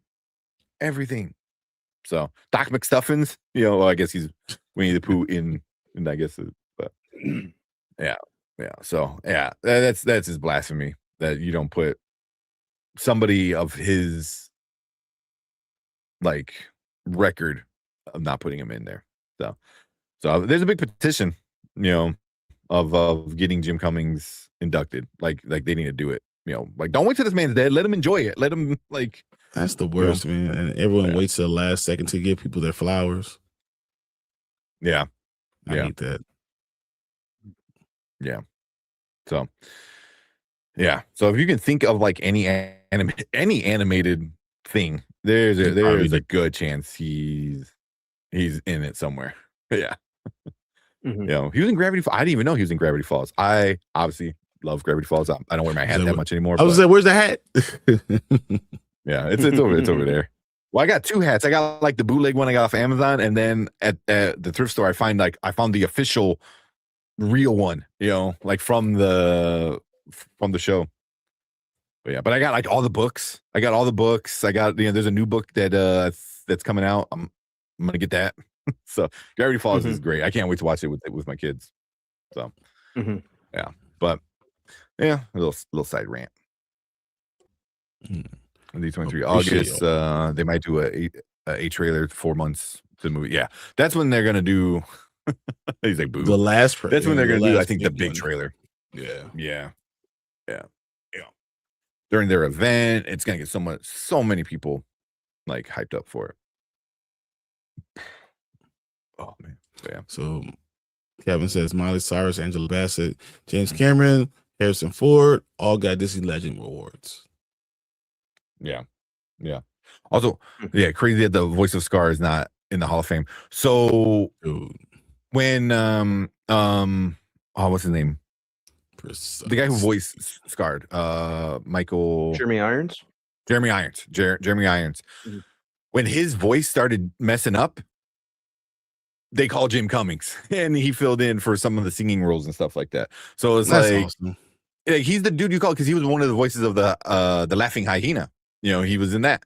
And then Ed. yeah. Yeah. So, yeah.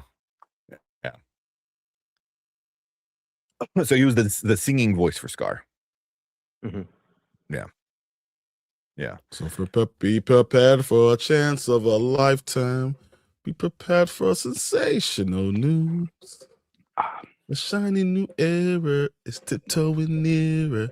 And where do we feature? So Jeremy Irons, Jeremy Irons damaged his vocal cords after screaming, "You won't get a sniff out of me."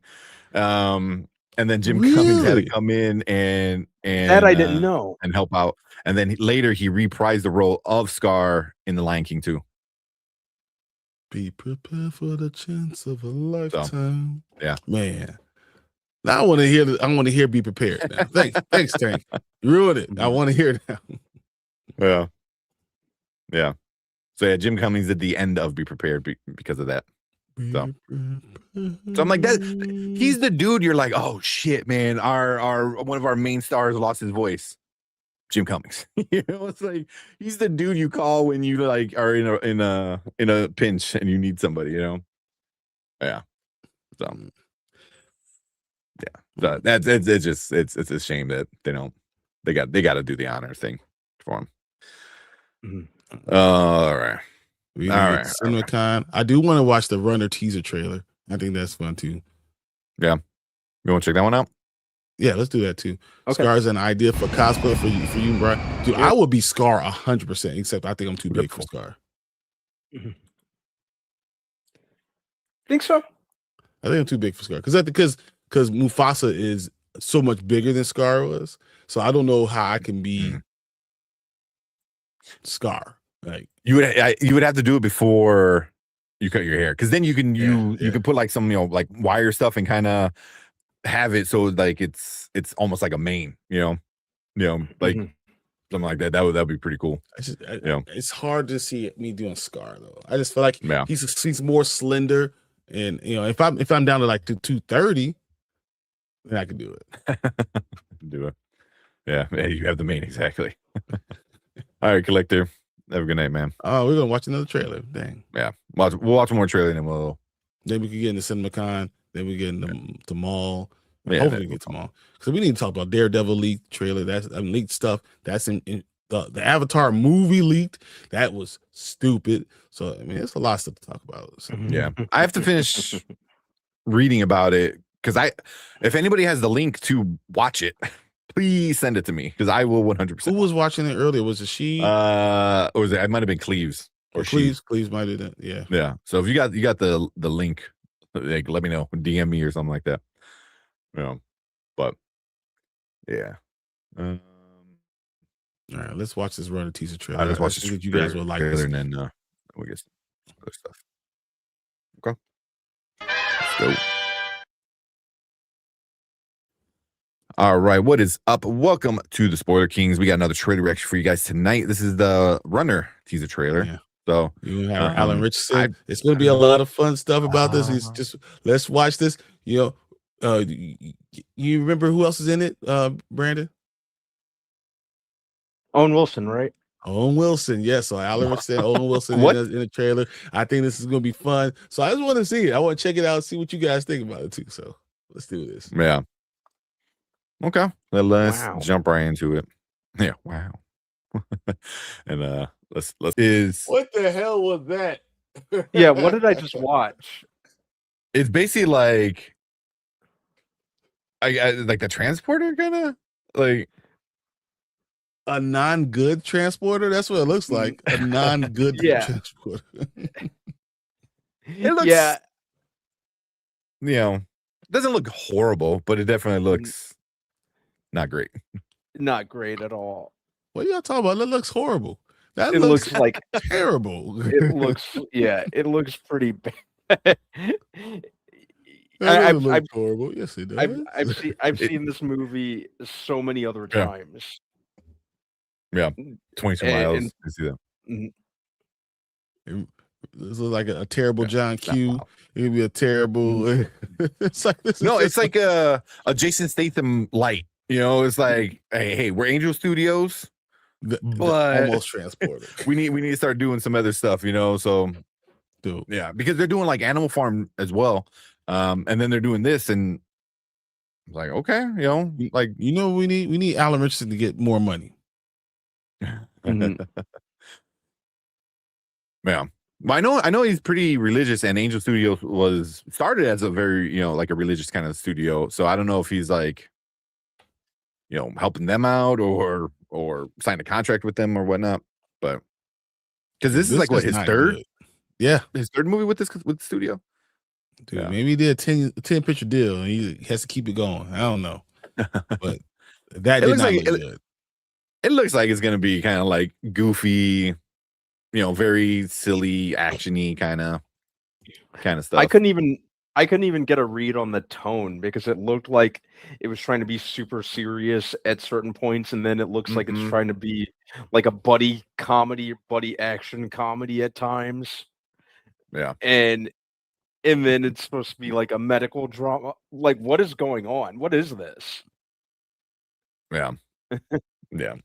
Yeah. I was like, at the end, they're like, okay, I get it. Like, you know, this mob or gang or whatever wants to steal, you know, a liver. Okay. You know, all right. You know, but it's like, they're fighting in the hospital. Like, Right? How they gonna have surgery with fighting in the hospital? I don't understand what's going on. Yeah. bro. yeah. Also, like a lot of, you know, body parts when they get transported, you know, I'm not like a professional in that part of the medical field, but I'm pretty sure they can't move around that much. You get Like, they need to smashed. just kind of stay. Yeah, exactly. Yeah. That's a Christian based studio. Yeah. Yeah. You know, a lot of their early stuff was very religious based kind of stuff. You know, this doesn't look very religious based. You know, Animal Farm, you know, that also has like a ton of, you know, famous people. That definitely not religious based. So it's interesting to see them kind of try Branch different out. things. Mhm. Yeah. So, but yeah, that was something. I mean, I guess he needs some work in between Reacher. I guess. I mean, we had to do Yeah. something else. We need to find Alan Richardson a bigger role, so he can make. Right. You know, he needs to join either DC or Marvel or something. Maybe it's Colossus. We gotta do something, guys. We need to do Mhm. something. Mm-hmm. You Yeah, gotta get him. You want to be the Juggernaut? that's the doctor. You don't know me. I'm a Juggernaut. You know, like, come on. We need Oh, something. He jeez. needs to do something. Yeah, man. So I don't think I hated it as much as you guys did. It's not good. Don't get me wrong. It's not good. I mean, I don't know if I would watch it, but Yeah, I wouldn't even say I necessarily hated the trailer. I was just sitting there like perplexed. Like, what am I watching? yeah. That's not a good trailer. I don't know if it's not a It good trailer. it starts off looks like it's gonna be a serious. bad movie. Yeah. It probably is going to be super bad. Yeah. Yeah, it's gonna. I pulled up the director, and like a lot of the other stuff that he's made in the past hasn't been great. He did Expendables 4. He did Hmm. the Need for Speed movie, Act of Valor, jeez. which was okay. That was a good one. Yeah, he did that Netflix movie with Jackie Chan from a couple years ago, and Jackie Chan and John Cena, Hidden Strike. Oh my God. I don't think I've seen that one, but I know what you're talking about. Sharknado vibes. Yeah. hmm Well, I saw it. I can't really remember too much of it. yeah. while Brian's yeah. gone. Yeah. Well, okay. Yeah. I thought Rich didn't physically look like the Sinister. Like Mr. Sinister? Mm-hmm. That's who I'm assuming they're talking about. Yeah. Colossus, I can see that. I think he's gonna be Wildcat in the DC. Mm-hmm. Like I said, I could see him as Wildcat Yeah. before I could see him as Batman. Yeah, 100%. But cool. But yeah, we'll finish that one off there. Just it, I don't know. I don't even know what to say. Like what that one is, what it even was. So yeah. It's a movie. I was like, yeah. It's definitely something, right? Yeah. But we want to hear from you guys. Leave a comment. Let us know if you're gonna go check this one out. Is it something that looked interesting to you? Leave a comment. Let us know. Make sure you guys hit that like button, hit that subscribe button, and join us when we do other trailer reactions, movie reviews, other fun nerdy stuff as well. And we appreciate everyone in the live chat. You guys stick around. We're gonna move on to our next topic for the night. No, I think you're muted, Brian. Or were you having mic problems? Me? No, Brian. Don't hear nothing. No. Oh, man. Well, let's see. We can get a few comments. Hopefully he comes back pretty soon. Yeah. Just one word. Wow. Wow. Oh, man. Still on Cowboy, Mr. Sinister. I'd be good with that too. Absolutely. I can see that. I'd be good with that. I can see that. I need to know why StreamYard keeps on kicking me out and then makes me not hear anything. Oh, it's only StreamYard. Oh, is that what keeps happening? Yeah, I was like, what the hell? What's up, Marisol? How's it going, Marisol? Appreciate you coming in. Hey, Marisol. What time is it? 41. You want to do the Sony stuff first, or you want to talk about Maul? We could do CinemaCon because we could do Maul anytime. Yeah. Okay. Where we at? Let me bring this up. All right. Let me refresh real quick.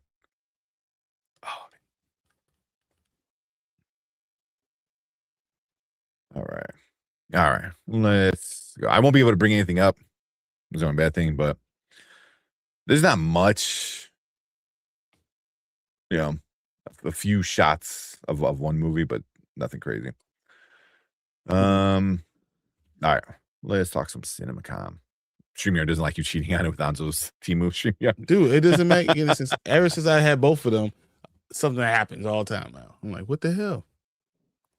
Yeah. All right. Let's talk some CinemaCon. All right. What is up? Welcome to Spoiler Kings. We are going to talk about day one of CinemaCon, at least the big studio. So we had Sony Pictures was day one, and they got some good stuff. I didn't read everything, so I'm kind of scrolling through it because we were live while a lot of it was finishing up. But yeah, Sony. I don't know. So they started off with their Spider-Man stuff. I was like, and I know they own Spider-Man, so of course they're gonna promote Spider-Man. But it's like when I see Spider-Man, I don't think so. I think Marvel, depending MCU. on what they're doing, right? Because if you think Brand New Day, you think Marvel, right? But if you think Spider-Man Beyond the Spider-Verse, which has new images from CinemaCon and everything, that's Sony. That's Sony, yeah. And so depending on what's going on, Brand New Day is Marvel, 100% Marvel. But we talk about Beyond the Spider-Verse. That's different. Yeah. Well, they started off with Brand New Day. They got a new clip that hopefully we get pretty soon.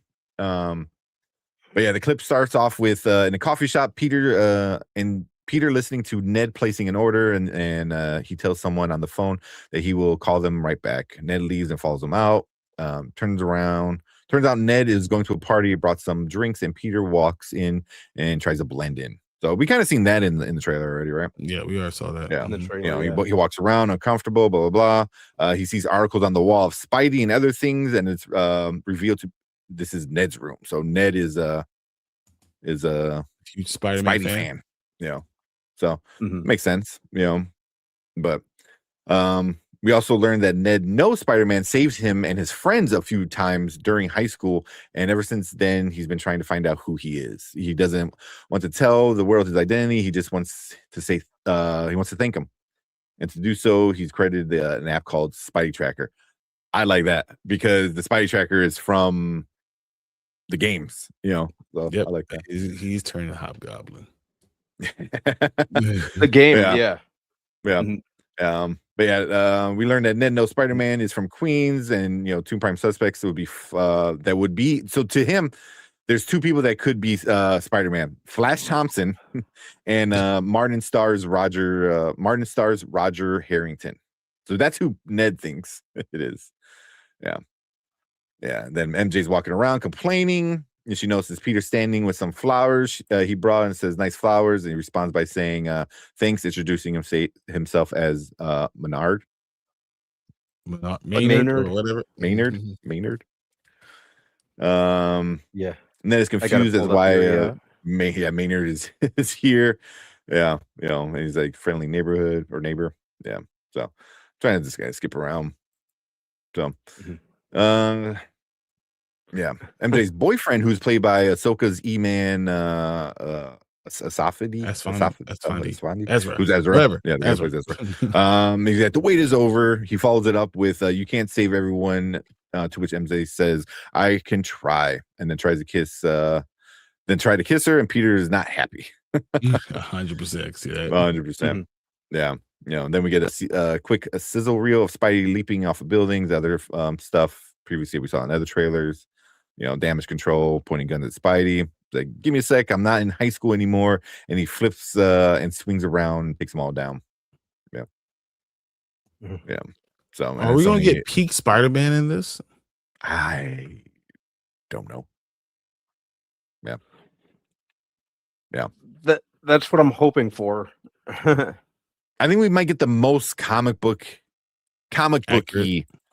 like Spider-Man that we've got from Tom Holland's side, at least. I think that's what we're gonna get. But they reminded everybody how the first trailer that came out was one of the most viewed like trailers ever. It is the most viewed. Is it the most viewed? Yeah. Yeah. Over 1 billion views less than a week. That's crazy. That's crazy. Yeah. So doesn't sound like anything crazy, and then we got a new poster, which the poster is dope. It gives me old school. I'm looking at it right here. Isn't it missing something? Kind of. What? I think there's gonna be more there in the poster. You think? Yeah, in the poster. There's not a lot of extra space in the poster. I mean, you could put something like in that, one little spot there, unless you want to put something else in the other eye.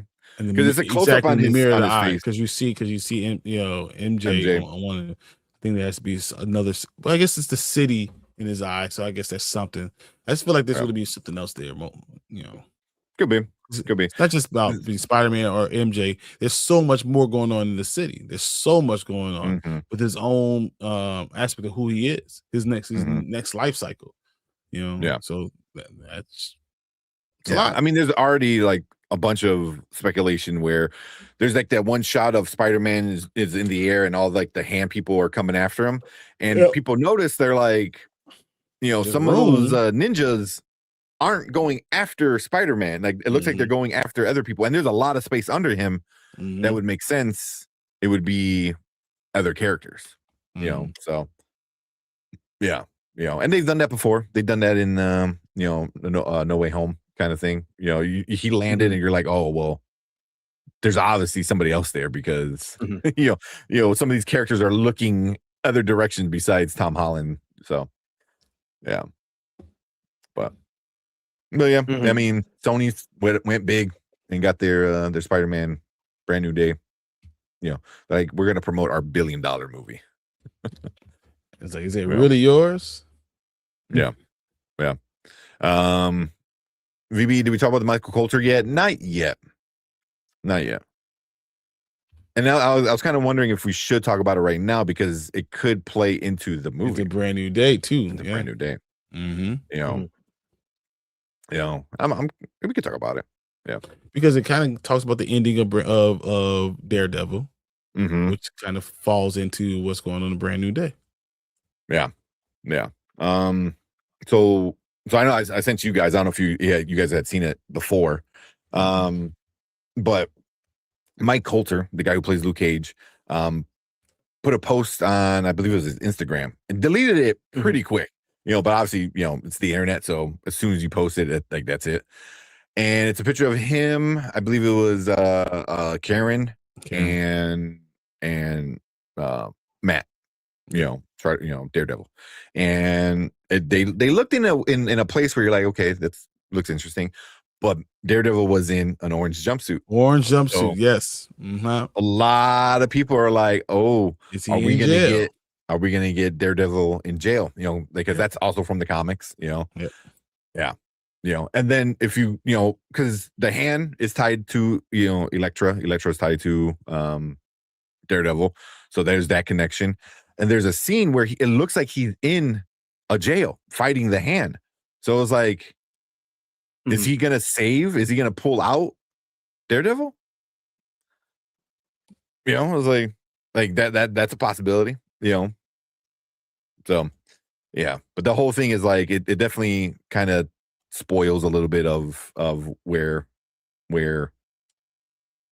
either season 3 is gonna go or that.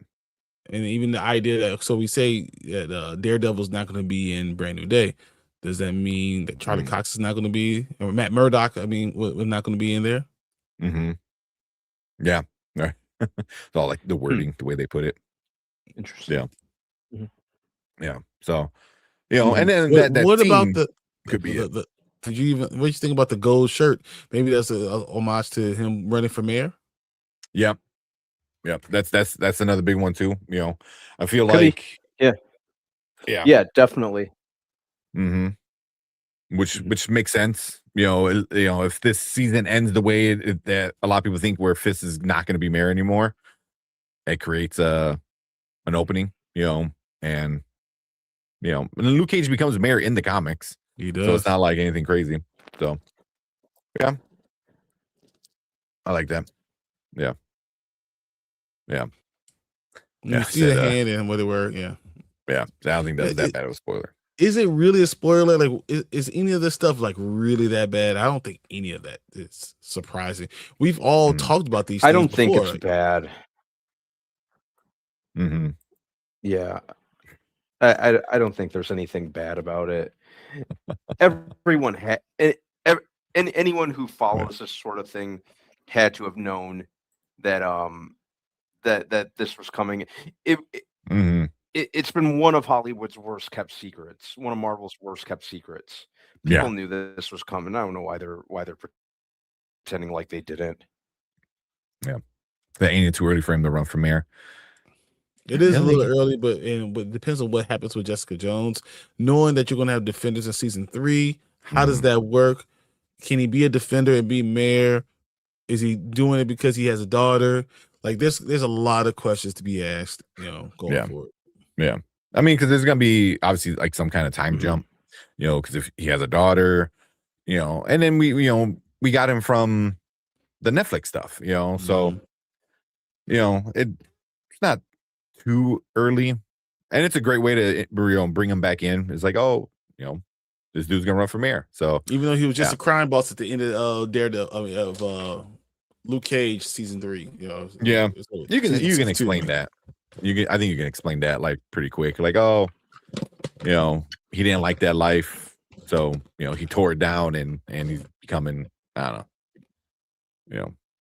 I mean, they don't really talk too much about the old stuff anyway. From the Daredevil really hasn't talked too much about the old Netflix stuff. So yeah, but yeah. So we got that plus all the missing things. So people are like speculating, like, one of the spots under Spider-Man in the sky might be Daredevil. Mhm. You know, so yeah, Or so the we got Punisher. or Punisher, the Hulk, because the Gray Hulk stuff that got released. Mhm. So I mean, or any other of the 50 characters they're putting in. Oh man, yeah. So yeah, so we got Brand New Day, and then they lead into the other Spider-Man, Beyond the Spider-Verse, and they just showed a bunch of clips and showcased the final chapter of Miles' story. Yeah, so that's pretty awesome. So yeah, so you got some footage. Begins with a helicopter. We can't pronounce it. Flying overhead as Miles says, "There's no Spider-Man here." We see at the end of the last movie, with him being knocked out by himself / Prowler, he wakes up and gets an exchange between the two Miles and Uncle Aaron. Yeah, Miles, who will call Miles 1, main Miles, says they have to let him go, and that he is Miles Morales. The other Miles, who will call Miles 2, says, "Morales, you can't even say it right." That's funny. Just as they argue about the proper way to pronounce their last name. Yeah. And then we get a bunch of images.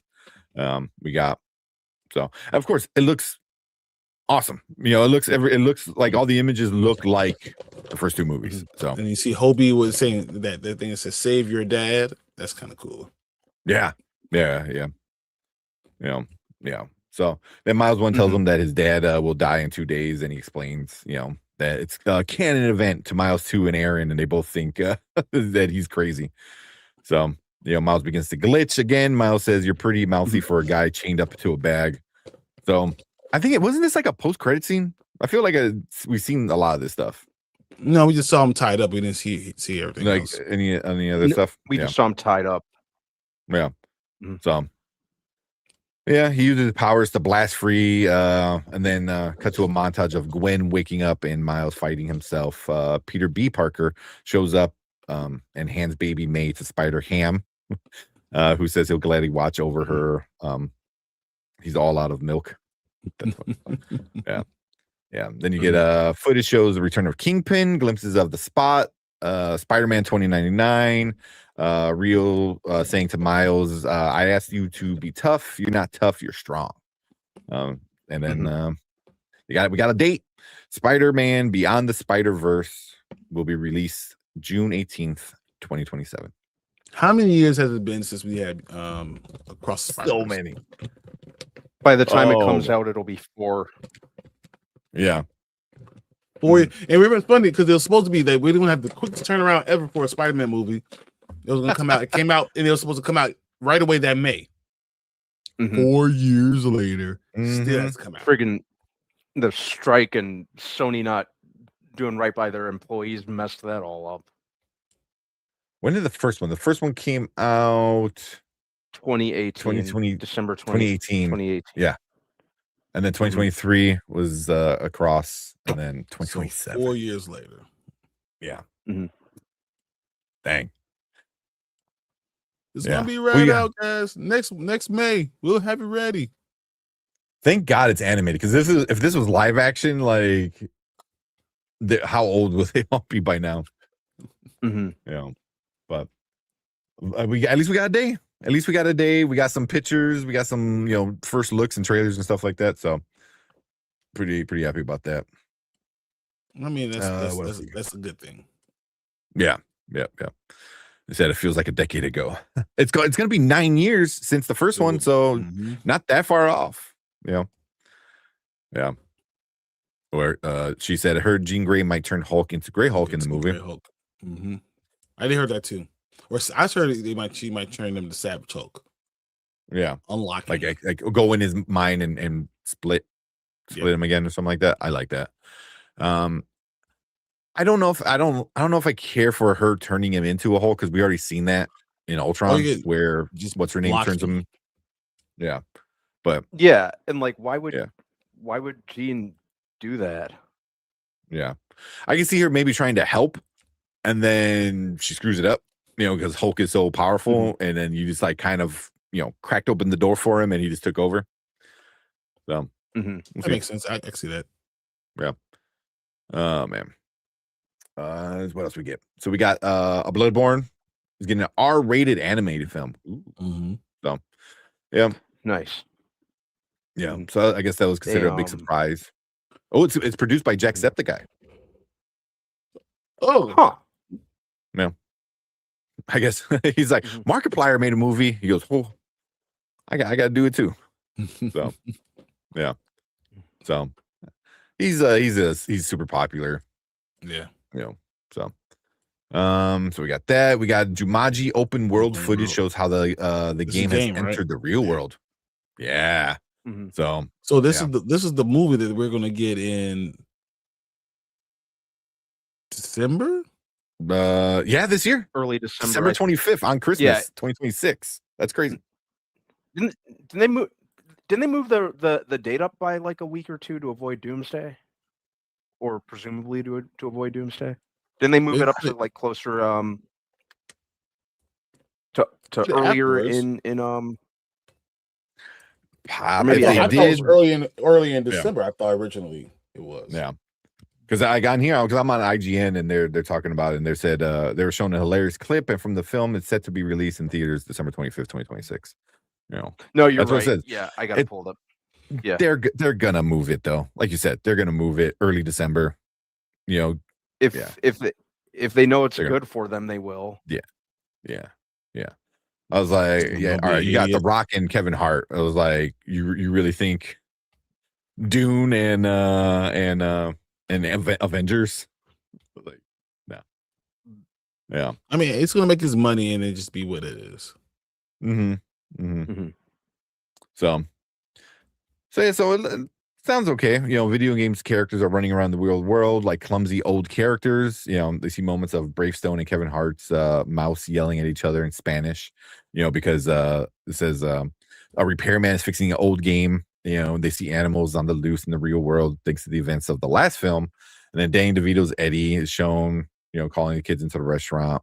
Dwayne Johnson, Bravestone, and others, you know, are out of the game. Although they are speaking with a Spanish accent as they are from a Spanish demo mode of the game. That's funny. That's kind of funny. Yeah. And it says the footage ends with the crew going back into the game with the kids back in their video game counterparts. So it looks like it might be a little bit of both. You know. So like, it's cool. It's Jumanji. So I mean, I feel like you kind of know what you're getting, right? Yeah. Exactly. At this point. Yeah. I liked the last two. Well, I like them all. So they're fun. And yeah, and I liked how the last one, the final scene, referenced the original Robin Williams one with the character of Aunt Nora coming back. That was pretty funny. Not funny. That was pretty cool. Yeah, no, that was cool. So yeah. Yeah, I like that. And then next we get the Zach Krager teases the Resident Evil with a new clip. All I've been hearing is like, this is going to be a scary, good movie. You know, I mean, and he does good movies that are also like, you know, obviously Weapons was a good scary movie, and then it had, you know, that ending that was awesome. You know, but it was not a scary ending. Amazing. Yeah, I love that ending. What else did he do? There's another scary movie he did. He did Barbarian. Yes, yeah, same thing. You know, good, and then a crazy ending. So, yeah.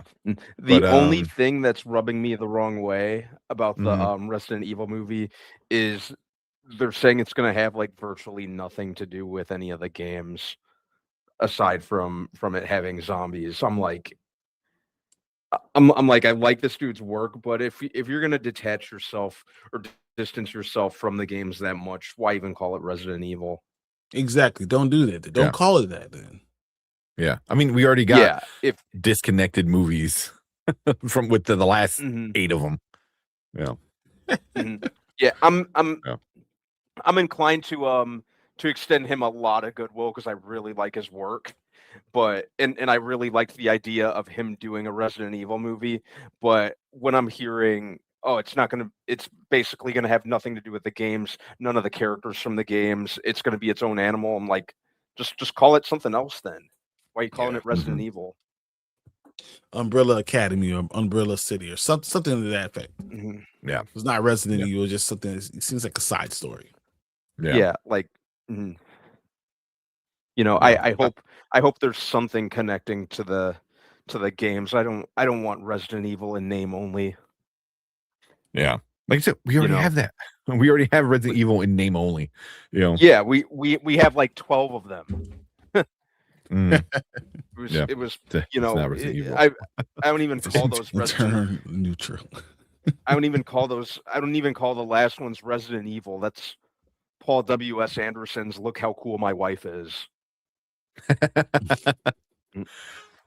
Yeah, exactly.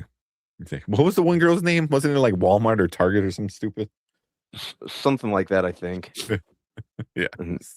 I kind of tapped out after the third or fourth movie, I think. Yeah. He was like, check, please. I'm ready to go out. Yeah. But, you know, we get a clip. Nothing crazy happens. You know, some dude's on the phone. You see a giant guy who resembles Dune's Baron. You know, like in a dark tunnel. Yeah, that you know, for running Dune people. Yeah, you get shot of him running through the snow in a town. You know, that's about it. Nothing too crazy, but that's coming out September of this year. Okay. So, Resident Evil coming out September. That's a smart time to do it because now you're gonna have all Halloween season with Resident Evil. So, yeah, September 18th, right at the end of September. So, you know, hopefully have a good opening weekend, and then just run that Halloween season with it. Yep. Well, and then next we got the Insidious Out of the Further. Yeah. Also, what was his name? It's such a stupid name. But yeah, we got a trailer. So I don't know if Brian wants to watch the trailer. Yeah, well, let's fucking do it. Get it. And then but that comes out in August 21st. But yeah, let's watch this real quick. Yeah, and then that trailer they gave it to everybody. They're not keeping it just for CinemaCon people. All right, we're just gonna screen share it. All right. You won't watch it? You won't? Yeah, let's watch it now. Let's watch it. Go for it. All right. Here we go. There. Go for it. Nope. I hate y'all. Nope. Oh man. Everyone's like, I'm good. No, hell no. Not at all. Yeah, I'm scaring my daughter. You're scaring Brian. Nope. I'm never again when I watch this. Oh, hell no. Dude, I'm not going to no damn pillow fort and turns into a F that. F everything that happened in that trailer. That does not happen to me. Nope. I would rather watch Backrooms 50,000 times than deal with that Backrooms. And then you have the ability to bring spirits back to the human realm. Oh, she said demons. That's demons. This is the worst thing I've ever heard in my damn life. What you have the ability, bro. You better go kill yourself. Yeah. This is awful. Oh my god. Yeah. After that, the start of this trailer, like every dentist is gonna be like, clean your own teeth. I gotta go to the dentist on Wednesday. This is some crazy ish, man. Yeah. Man. I do enjoy the Insidious movies. I thought they're like pretty good. So yeah, I'm definitely gonna be checking this one out. This look messed up. I'll see it. Yeah, and I will not. I promise you 100% that I will not watch this damn movie. Not at all. Yeah, I think I gotta get caught up though because I forgot how many Insidious. There's like 3, I think. 4. Yeah, so I don't think I watched them all. Too many for me. I don't think I watched the last one. Yeah. But that's a good trailer.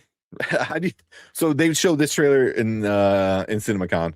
It looks like debut new trailer. How do you go from watching like Spider-Man and seeing like Jumanji, and then you start down that rabbit hole of like, here's Resident Evil, here's Insidious.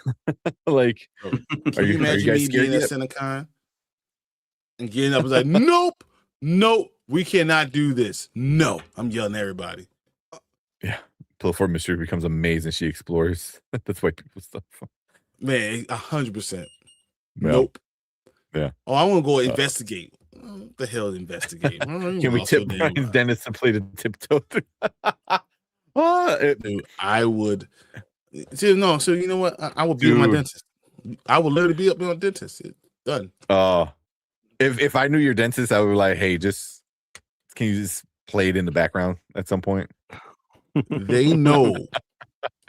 I think most people look at me and realize there's certain things you shouldn't be doing. I tell everybody, I'm like, look, I'm not gonna sit there and pretend. I don't like this stuff, and I'm gonna beat you guys up. Because me or you is gonna be you. He's not losing that one. Nope. But yeah, it's a good scary trailer. You know, if Brian's this scared, then you know it's a good scary trailer. So that means it's not meant for me. Rated not for Brian. Exactly. Where the Mom Bear said it. Yeah. Not safe for Brian. Exactly. Not worth it. Not worth it. Yeah. Dude, my worst nightmare is my children want to see scary movies. It's my worst. I gotta be there and pretend not to be scared. But I had to do that when I was growing pretend up to be scared with girls. I learned how to look at the corner of the screen all the time. And everyone else jumping and I don't move because I didn't see what happened. Or you just like you come in and you're like, oh, I'm gonna get popcorn, and then like 2.5 hours later. Yeah. Oh man. But you wanted butter? I'll be back. You just constantly keep leaving. That's funny. But cool. That was a good trailer. Let's keep moving on with this CinemaCon stuff. Where we at? So we got that. We got a movie called The Social Reckoning. Is a real David and Goliath story. Social Reckoning, according to David Aaron Sorkin, a real David Goliath story. Isn't that the, based on the continuation of the social? That's what I think it is. Yeah, it's based on the Facebook leak by whistleblowers. Blah blah blah. Where he is speaking to Jeremy Allen White's character, which is Jeff Horowitz of the Wolf of Wall Street. I'm sorry, not Wolf of Wall Street, just Wall Street Journal about the story. So, yeah. It turns out Facebook leadership knew all too well that the social media giant was harmful to teens, and it was caused real life consequences, thankful to its misinformation that allowed it to run wild. So, yeah, Jeremy Strong is Mark Zuckerberg. Yeah. And it's seen with an advisor played by Bill Burr. That's awesome. So, yeah, coming out October 9th. Nope. I'm good. Yeah. I mean, what was the other one? The Social Network or the network? Yeah. What was it called? The Social Network. Mm-hmm. Yeah. Like it was good, but I'm glad I didn't go to the theater to see it. Yeah. I did see it in the theater, but I only saw it just that once. It wasn't anything that I really felt the need to rewatch since like once was good enough. But I know Aaron Sorkin, who wrote that movie. Yeah. Mm-hmm. Yeah, he's writing and directing this one, so I don't know. It depends on if a trailer sells me on it. Yeah. So we'll see. I wonder if they're gonna bring back what's his name to play. Oh no, because they Jeremy Strong is gonna be Mike Zuckerberg.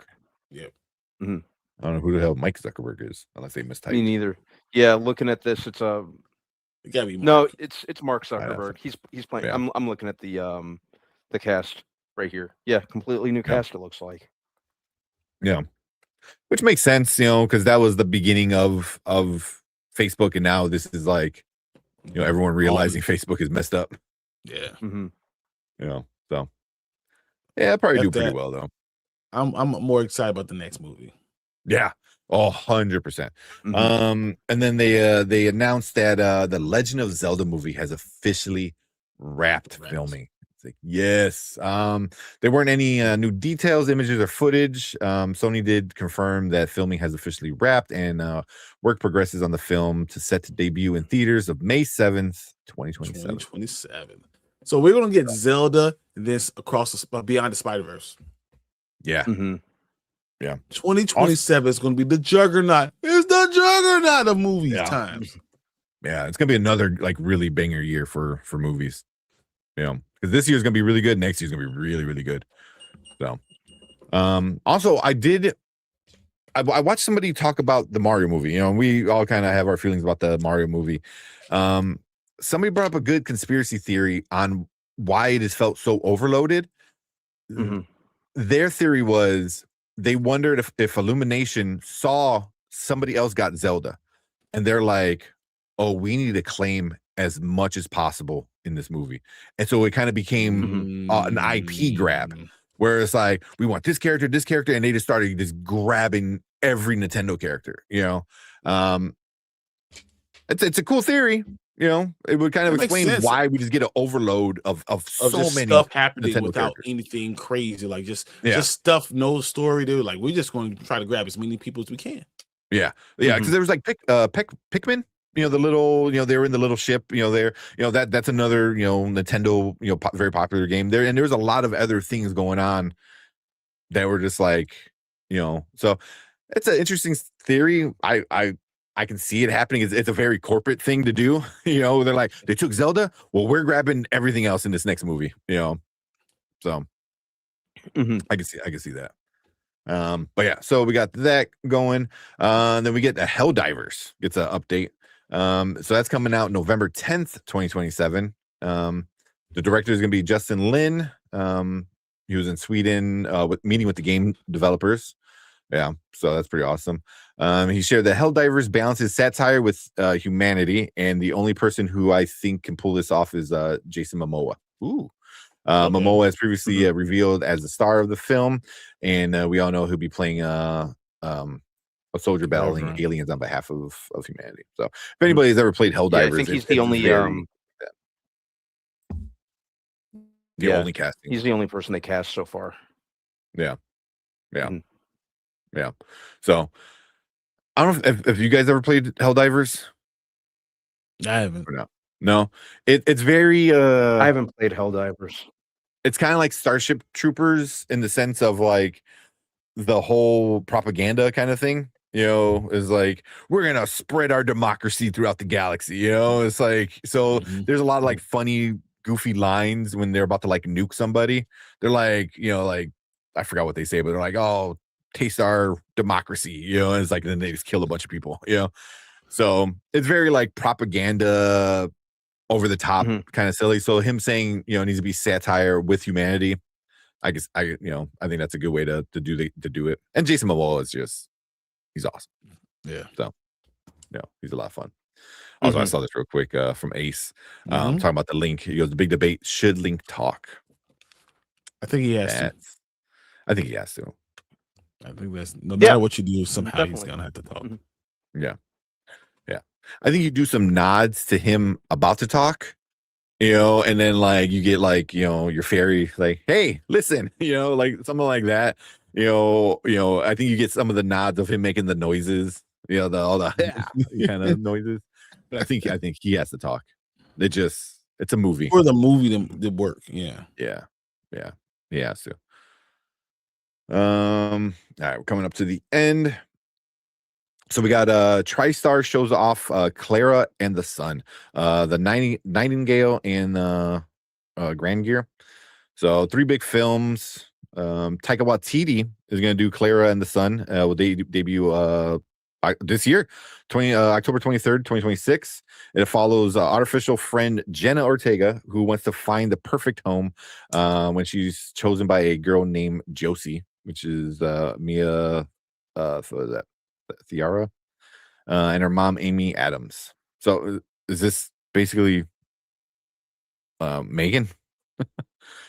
Well, so there's that, and then yeah, right. Then the Nightingale is based on a book. Yeah, you know, just started filming. two sisters, Dakota and Elle Fanning. It's cool. And occupied France during World War II. So you're getting a World War II movie, as we talked about earlier. There's not enough of those, Tank. Come on, we need more. Exactly. The thousands are not good enough. But it's cool seeing. Have they ever done anything together, Dakota and Elle? Off the top of your head, I can't remember anything that they done together. I can't. I'm sure they have, but yeah. Me neither. Yeah, but that's not bad.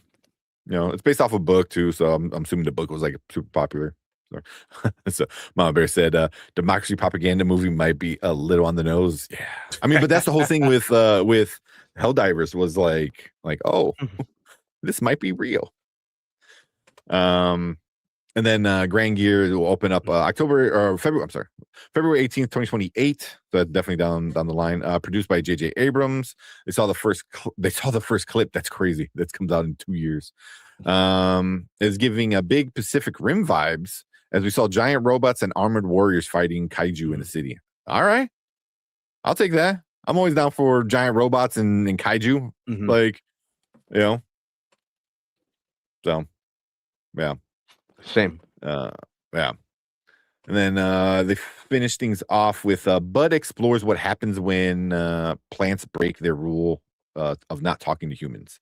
So they said Bud is an upcoming animated film that explores what happens when plants break their rule and of not talking to humans. It's century-old rule that's broken. Yeah, that's funny. Learns what happens when Bud is released into theaters 2027, December 2027. So that's awesome. Okay. One last little teaser. So yeah, it seems.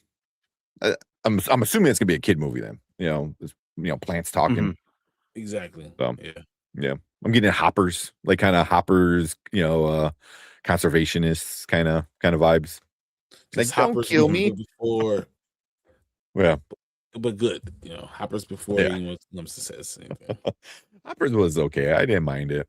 It had a lot of issues with the main character. She was very annoying, but almost spaz type of person, and just yeah. That's about it. I mean that's it for the Sony. So definitely started off big and started kind of then get into the minutia, get some going downhill. Yeah. Yeah. I mean, you want to start off with the stuff that's coming out in a few months. Yeah, I get it. And then you want to end with stuff that's coming out in a few years. So, but it was cool.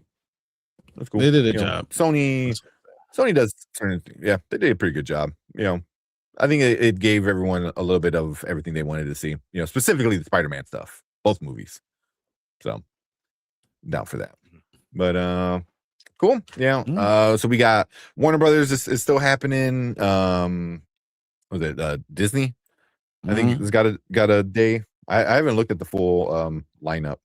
I know Paramount's not in there. Rightfully so. They should not be in CinemaCon. I was like, you don't need to go. Yeah, they were. Yeah, get the fucking movie. Yeah. You had a movie, and then you turned it into a streaming show, or streaming movie, and then it got leaked. So, good job with that. So you waited so fucking long. That's what happens. Yeah, it's so stupid. Yeah, I was trying to see the full. Oh, that's a full schedule PDF. Yeah, so we got Monday. Man, that's a long one. Never mind. I'm not gonna look at this because that's super long. Yeah, but Warner Brothers is gonna be another big one. That's gonna be the next big one. So we'll talk about that whenever we come back live. But cool. We're gonna go on to our next topic, and we're gonna get to some Star Wars talk. So let's go with that. There you go. Oh, there we go. I was pressing the marker thing and we didn't do it.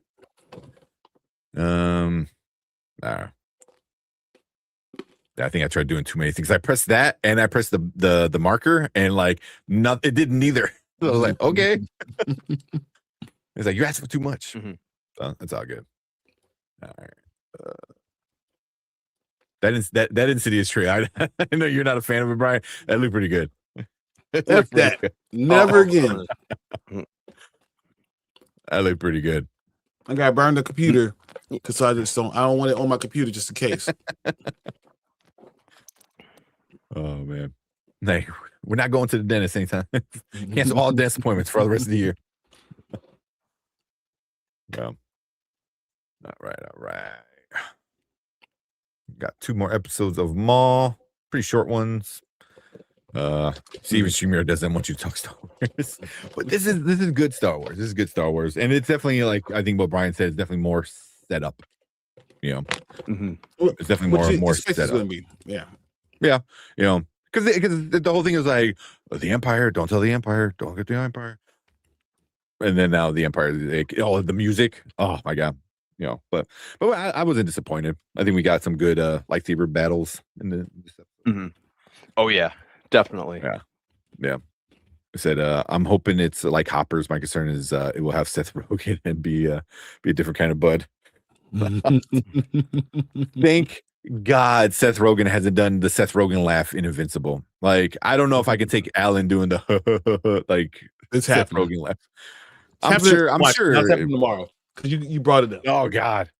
That's it. Yeah, watch he does it right. I know. As soon as he does it, I'm gonna text you. Really, Tank?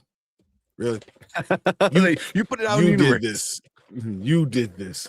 Well, I was my apology. I realized how the Milk Duds joke sound. I should have picked Skittles or something. I can't. Oh man. I only got mad because I don't like Milk Duds. Say Raisinets. I like Raisinets. Over Milk Duds? Oh yeah, I hate Milk Duds. Oh, Milk Duds are great. And then you freeze them. Oh, if you freeze them, and they ruin your teeth. Yeah. Well, don't chew on them. It's like it's like taffy. Taffy. I mean, yeah, you can chew taffy, but just let it go. You know. That sounds terrible. I love Milk Duds. Also, I love like chewy candy. I love chocolate. You know. I'm not gonna say, it pulls your teeth out. Pulls your it's super horrible for your teeth. Yeah. But that's always the best stuff in life, is the stuff that's super bad for you. Right? Well. All right. Let's let me bring up the Maul stuff real quick. Where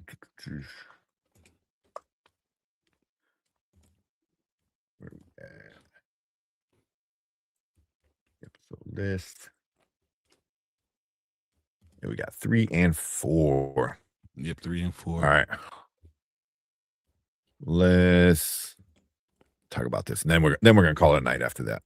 Yeah, because I am pooped. I don't know why go. I'm so tired. Yeah. I need to ice my knee. Sitting down for about 2 hours is about my limit. You know. So I don't know if you guys seen me kind of struggling to kick my leg up and get a little fidgety, but oh man. But all right, let's knock these out. All right, what is up? Welcome back to Spoiler Kings. We are going to talk about Maul, Shadow Lord. We got episode 3 and episode 4. So we're going to be talking about both of those episodes, full spoilers. But we'll start off with episode 3, Whispers in the Unknown.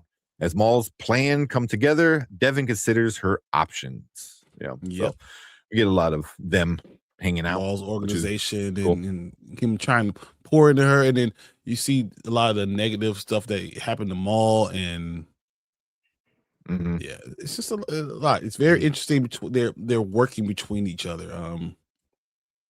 You know what's funny about Maul? What he's doing? He's not lying to her. No, that's the thing with Maul. He's never really lied in any like kind of film. He might have stretched the truth a little bit, but he's never really lied. Not flat out lie. It's just, he doesn't have to lie to mislead or anything. It just reminds what the Empire has taken from her and brings her angry. Just how this first conversation is kind of like put a seed there, a seed of doubt. And and just going to continue to water it and grow it and let that seed of doubt continue to fester. Mm-hmm. And that's what he's so good at. We've seen him do it in Rebels with Ezra. You know, like, you know, he was trying to do it. He was trying to do it with Ahsoka as well. You know, in season, was that 7 of Attack of the Clones? Yep. You know, so yeah, he's really good at that. You know, and I think he got through to Ahsoka a little bit because she's seen the bullshit. You know, she's experienced the bullshit. So she's like, you're not wrong, but also you're not good. So it's weird because Devin doesn't seem like she's very dark. She doesn't have like darkness in her, you know, but she's vulnerable. And I think it's this timing where, you know, you can't really be a Jedi, you can't really express, you have to be hidden, all the stuff, all that, and all the stuff that she's lost. It's kind of pushing her towards it. Yeah. I think for me, hopefully somewhere towards the end of the season, we get to see another, you know, battle between her I forgot what her other master, her Jedi masters. Was it Naki? Daki, yeah. You know, and Maul. Yeah, I kind of want to see them again. Is it? Or do you think the Inquisitors? Oh, the Inquisitors are gonna be awesome. They're the ones that kill them, though. They're the ones that are gonna find him, and they're the ones to kill him. And that's the only way she can do anything, you know, going forward would be to be with Maul. And Maul has not lied to her. He's only told the truth and left it open. Yeah. Okay. What about you, Brian, man? What you think about any of the stuff that happened in that first episode or third episode, technically? The back and forth between Maul and Devin was really interesting to me. That was probably one of my favorite parts of the third episode. It's like you said, he didn't lie, and to an extent, he kind of made sense. Yeah, which I thought was was pretty cool. Have they kind of like gone into depth with what he wants with her? Are they kind of building up to that, it seems? I think he wants a Padawan. I think he wants an apprentice. Yeah. I think, you know, he wants to do it better than that's the only thing done with him. Yeah. That's the only thing that I can gather from it. I was trying to see if he wanted anything beyond that, but you know, I kind of thought the same. He just wants an apprentice. And that's kind of very much of a Star Wars thing, you know, like a lot of the, you know, Jedi want apprentices, you know, Sith kind of want an apprentice, you know, it's just it's a weird thing. You know, wanting to pass your knowledge down, I guess. That's well, I understand it for a lot of Jedi because that's the only thing they don't have kids. You know, they don't have kids. So the only way that was the only thing that I was able to. Yeah, that was the only thing I was able to gather from it. I just wanted to make sure I wasn't missing anything additional. I'm not sure how I feel about the character of Lawson. Just the whole police procedural detective law and order stuff isn't quite doing a whole lot for me. And they're going pretty cliche with it too, with him neglecting his son. I'm like, come on, we don't need this. Yeah. It's married to the job. You know, we've seen that tons and tons of times. I was just like, we could have trimmed that fat. Yeah, just had him be single. Had him be a single dude, and then he just dedicated his life to like law enforcement. But you know, that's such a tropey thing to do. You know, it's like super deadbeat tropey. dad. Yeah, super tropey for sure. Yeah. But but yeah, as usual, I love the animation. The lightsaber battles were freaking awesome. Especially that one at the end of the fourth episode. That was amazing, I thought. That was really cool and kinetic. But overall, I'm liking it so far. I'm liking what they're doing with the character of Maul. It's pretty cool. Yeah. You know, just seeing more of him is always great. I'm trying to remember because I watched them back to back. Was episode 3 where he does his trick, you know, I don't say trick. I'm trying to like without spoiling, but where he sends somebody else who, you know, to like, oh, you know, This is beginning of the 4th episode. Was it the beginning of the 4th one? Okay. Yeah, because okay. and then what's called gets with all the other crime lords or crime bosses or whatever. Okay. So one thing I did want to ask with the 3rd episode before we move on was that scene where she's trying to escape and it's like dark and she has his lightsaber. That was so good, you know, because he's saying everything he's saying, but it's like you just see him kind of pop up and she turns around and he's gone, and it was like, oh, I thought that was shot so well, like the way they did that. I was like, that was so good. That was so good, you know. And he's like messing with her, you know, and definitely getting her fear kind of going and getting her worked up, you know, but like allowing her to like, hey, you have a lightsaber, right? You have some kind of power, even though she can't do anything, you know, because right as she's about to take off, he like takes it away from her and he's like, that's mine, you know. So it's like, you know, so it just shows like he was like messing with her. But I thought that scene was so good.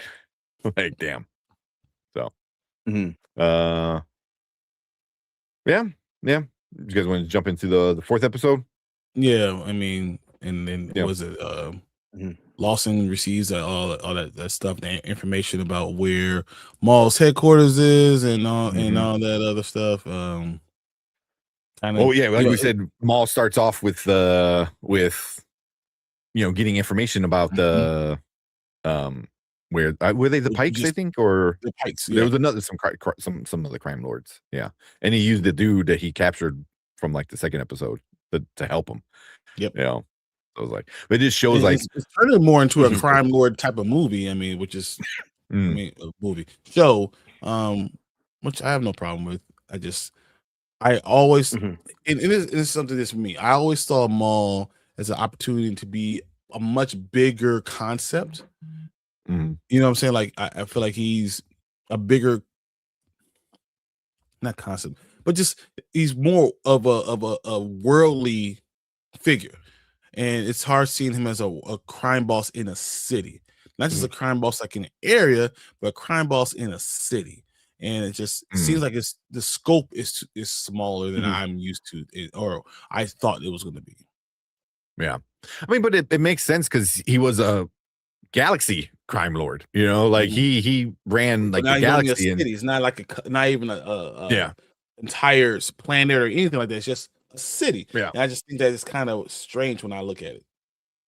But I think probably by the end of this season, I think he's gonna be a big dog again. You know, where he's gonna be, you know, up there because he had to rebuild everything. You know, he put all his money on the line in Mandalore, and that all cracked out. Obviously, you know, so you know, and he's starting over. So I don't mind it. I just don't want it to take forever for him to like kind of get back there. You know. Yeah, and I kind of feel like, if I'm being honest, I feel like that's going to take up most of this season. Him kind of re-rising to power. I just kind of get that. I just kind of get that feeling, and then it's going to end with him being back in his former position of power, and then the next season is just going to be like him basically being the top dog again. Yeah, I just get that feeling for whatever reason. When he becomes top dog, like his whole reasoning of being a crime lord is to get the Emperor. Right? I mean, he doesn't care about the actual opportunity power of actually getting closer to the Emperor. That's all it is. Yeah. Which is why I thought it was so weird that he was only thinking about this city instead of trying to take over this planet. I mean, he's getting there. I mean, he's building. He's running what two gangs now. Like he started with nothing, with just his followers, and now he's what, 2? He's in charge of 2 already. So, yeah. Yeah, but this one is called Pride and Vengeance, which is like a perfect title for what we got from this episode. Because you get a lot of so is what Lawson is doing with not wanting the Empire to be involved is that because of his pride, or is that because he really does think the Empire is evil? It's so hard because it doesn't matter. Right? I mean, it's the same answer to either question, but yeah. Because I'm looking at it and like thinking the whole time, like, who doesn't matter? Who cares if why he does it? But as long as the same result happens, then I really don't care what he thinks. Yeah.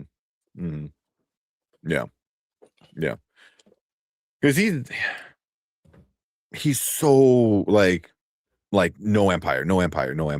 Like, once his robot dude was like, oh, we need to call the Empire. He's like, no, Also, F that robot dude, like his partner. F him, man. Like, oh, friggin' yeah. Yeah. Yeah, F him. You should have been kept off. Yeah. But it also just shows like how Maul is like, because especially when we first saw him in Phantom Menace, he was so aggressive. He was just like just so aggressive with the way he fought and everything. Where now we're watching him do stuff, and he's so smart. Like he sees how planned out what's going on. He knows how people are like react. 10 steps ahead.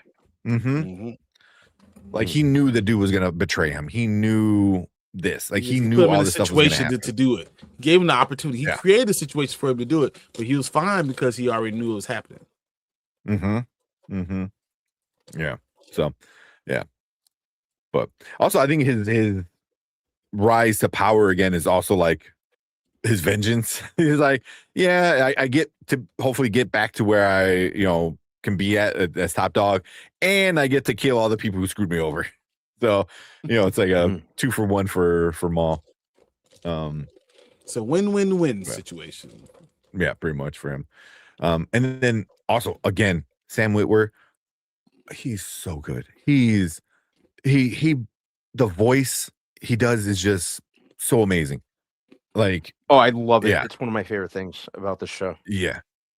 He's just he crushes it. The way he talks, the like tone, he'll get like aggressive, and then he's like calm and like very low, kind of gravelly kind of voice, and I was like, oh man, he does it so well. Yeah, does it so well. The low kind of sedate voice, I really like. I really like what he's doing with it. Yeah. I think there was like a behind the scenes where he shows how he does it, and he has like a bunch of like apples. So he'll like bite like an apple slice, and then like his literal voice just changes. I was like, that's crazy. Huh. Yeah. I didn't see that. I'm gonna have to go look for that now. Yeah. He's like, oh yeah, see, it's all in the apples. I was like, okay. I mean, it's a good way to make some of these kids like, you gotta eat your apples, and then you can sound scary. Yeah. But obviously the big part of the 2 episodes was the lightsaber battle. Kind of what Brandman brought up already. So good. It's Devin and her master versus Maul. So good. So that was good. Awesome. Yeah. He's just so badass. Yeah, I love how kinetic and just like fluid the animation looked. That was awesome. Yeah. Then, so after the last 2 episodes, I saw a clip of the sound guy or whatever talking about Maul's lightsaber, and they got Sam Witwer to do like a scream or something like that, like one of those like Darth Maul screams, and they affected it or whatever to make it be when he does like it was, and you hear it and now I can hear it when he does like a big like like swipe or lightsaber kind of hit. Yeah, it's him. It's like the scream. I was like, I don't know why that's so cool. It's just like, and it works for something like Maul, where his saber would be screaming. Yeah. How you like them apples? Yeah. But here, some comments real quick. Fernando said Darth Maul learned manipulation from Darth Sidious. Let's not forget. Yeah, that's true. True. Yeah, by the end of the series, she's going to be very evil. I think so, because I think she's gonna want revenge. Yeah. Yeah. Darth Maul is a lot smarter than we think. He's planning. He's planning ahead. He's literally 10 steps ahead of everybody else right now. Yeah.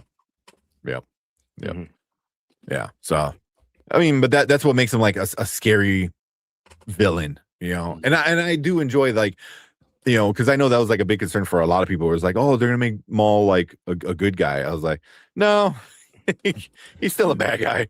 He's still killing people and doing bad guy stuff. They stopped that immediately. I'm so happy. They're like, no, he's not anti-hero. Yeah. He's not even an anti-hero. Like he's Maul. He's Maul.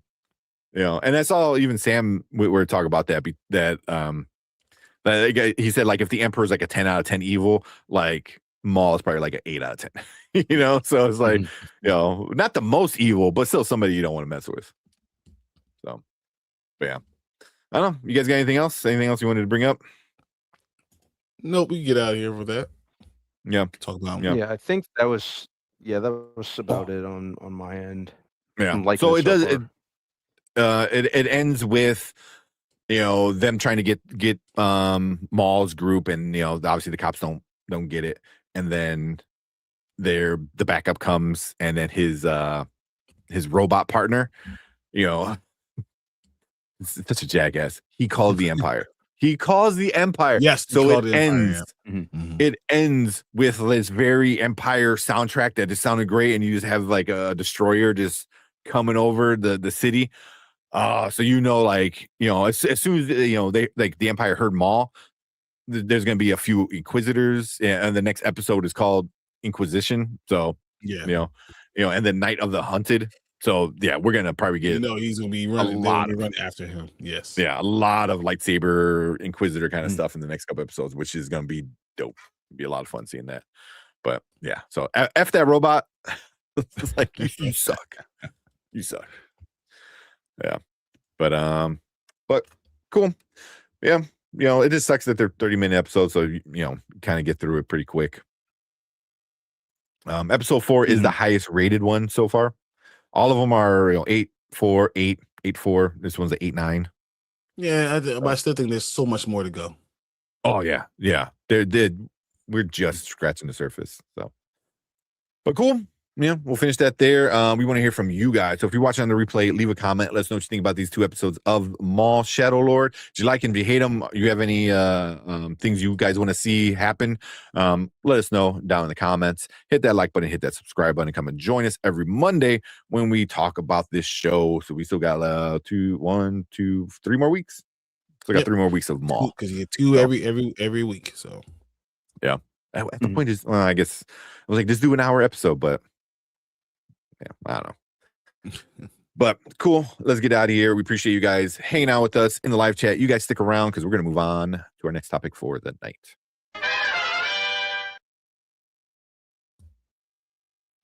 And the next topic is sleep. Hey, bring the southpaw in. I'm asleep. I'm already half asleep, guys. Bring the lefty. Yeah. Said mini fridge down there so you can keep ice packs. Might be a thought. I have 2 deep freezers down here. I need to get more, like, because I have really good ice pack.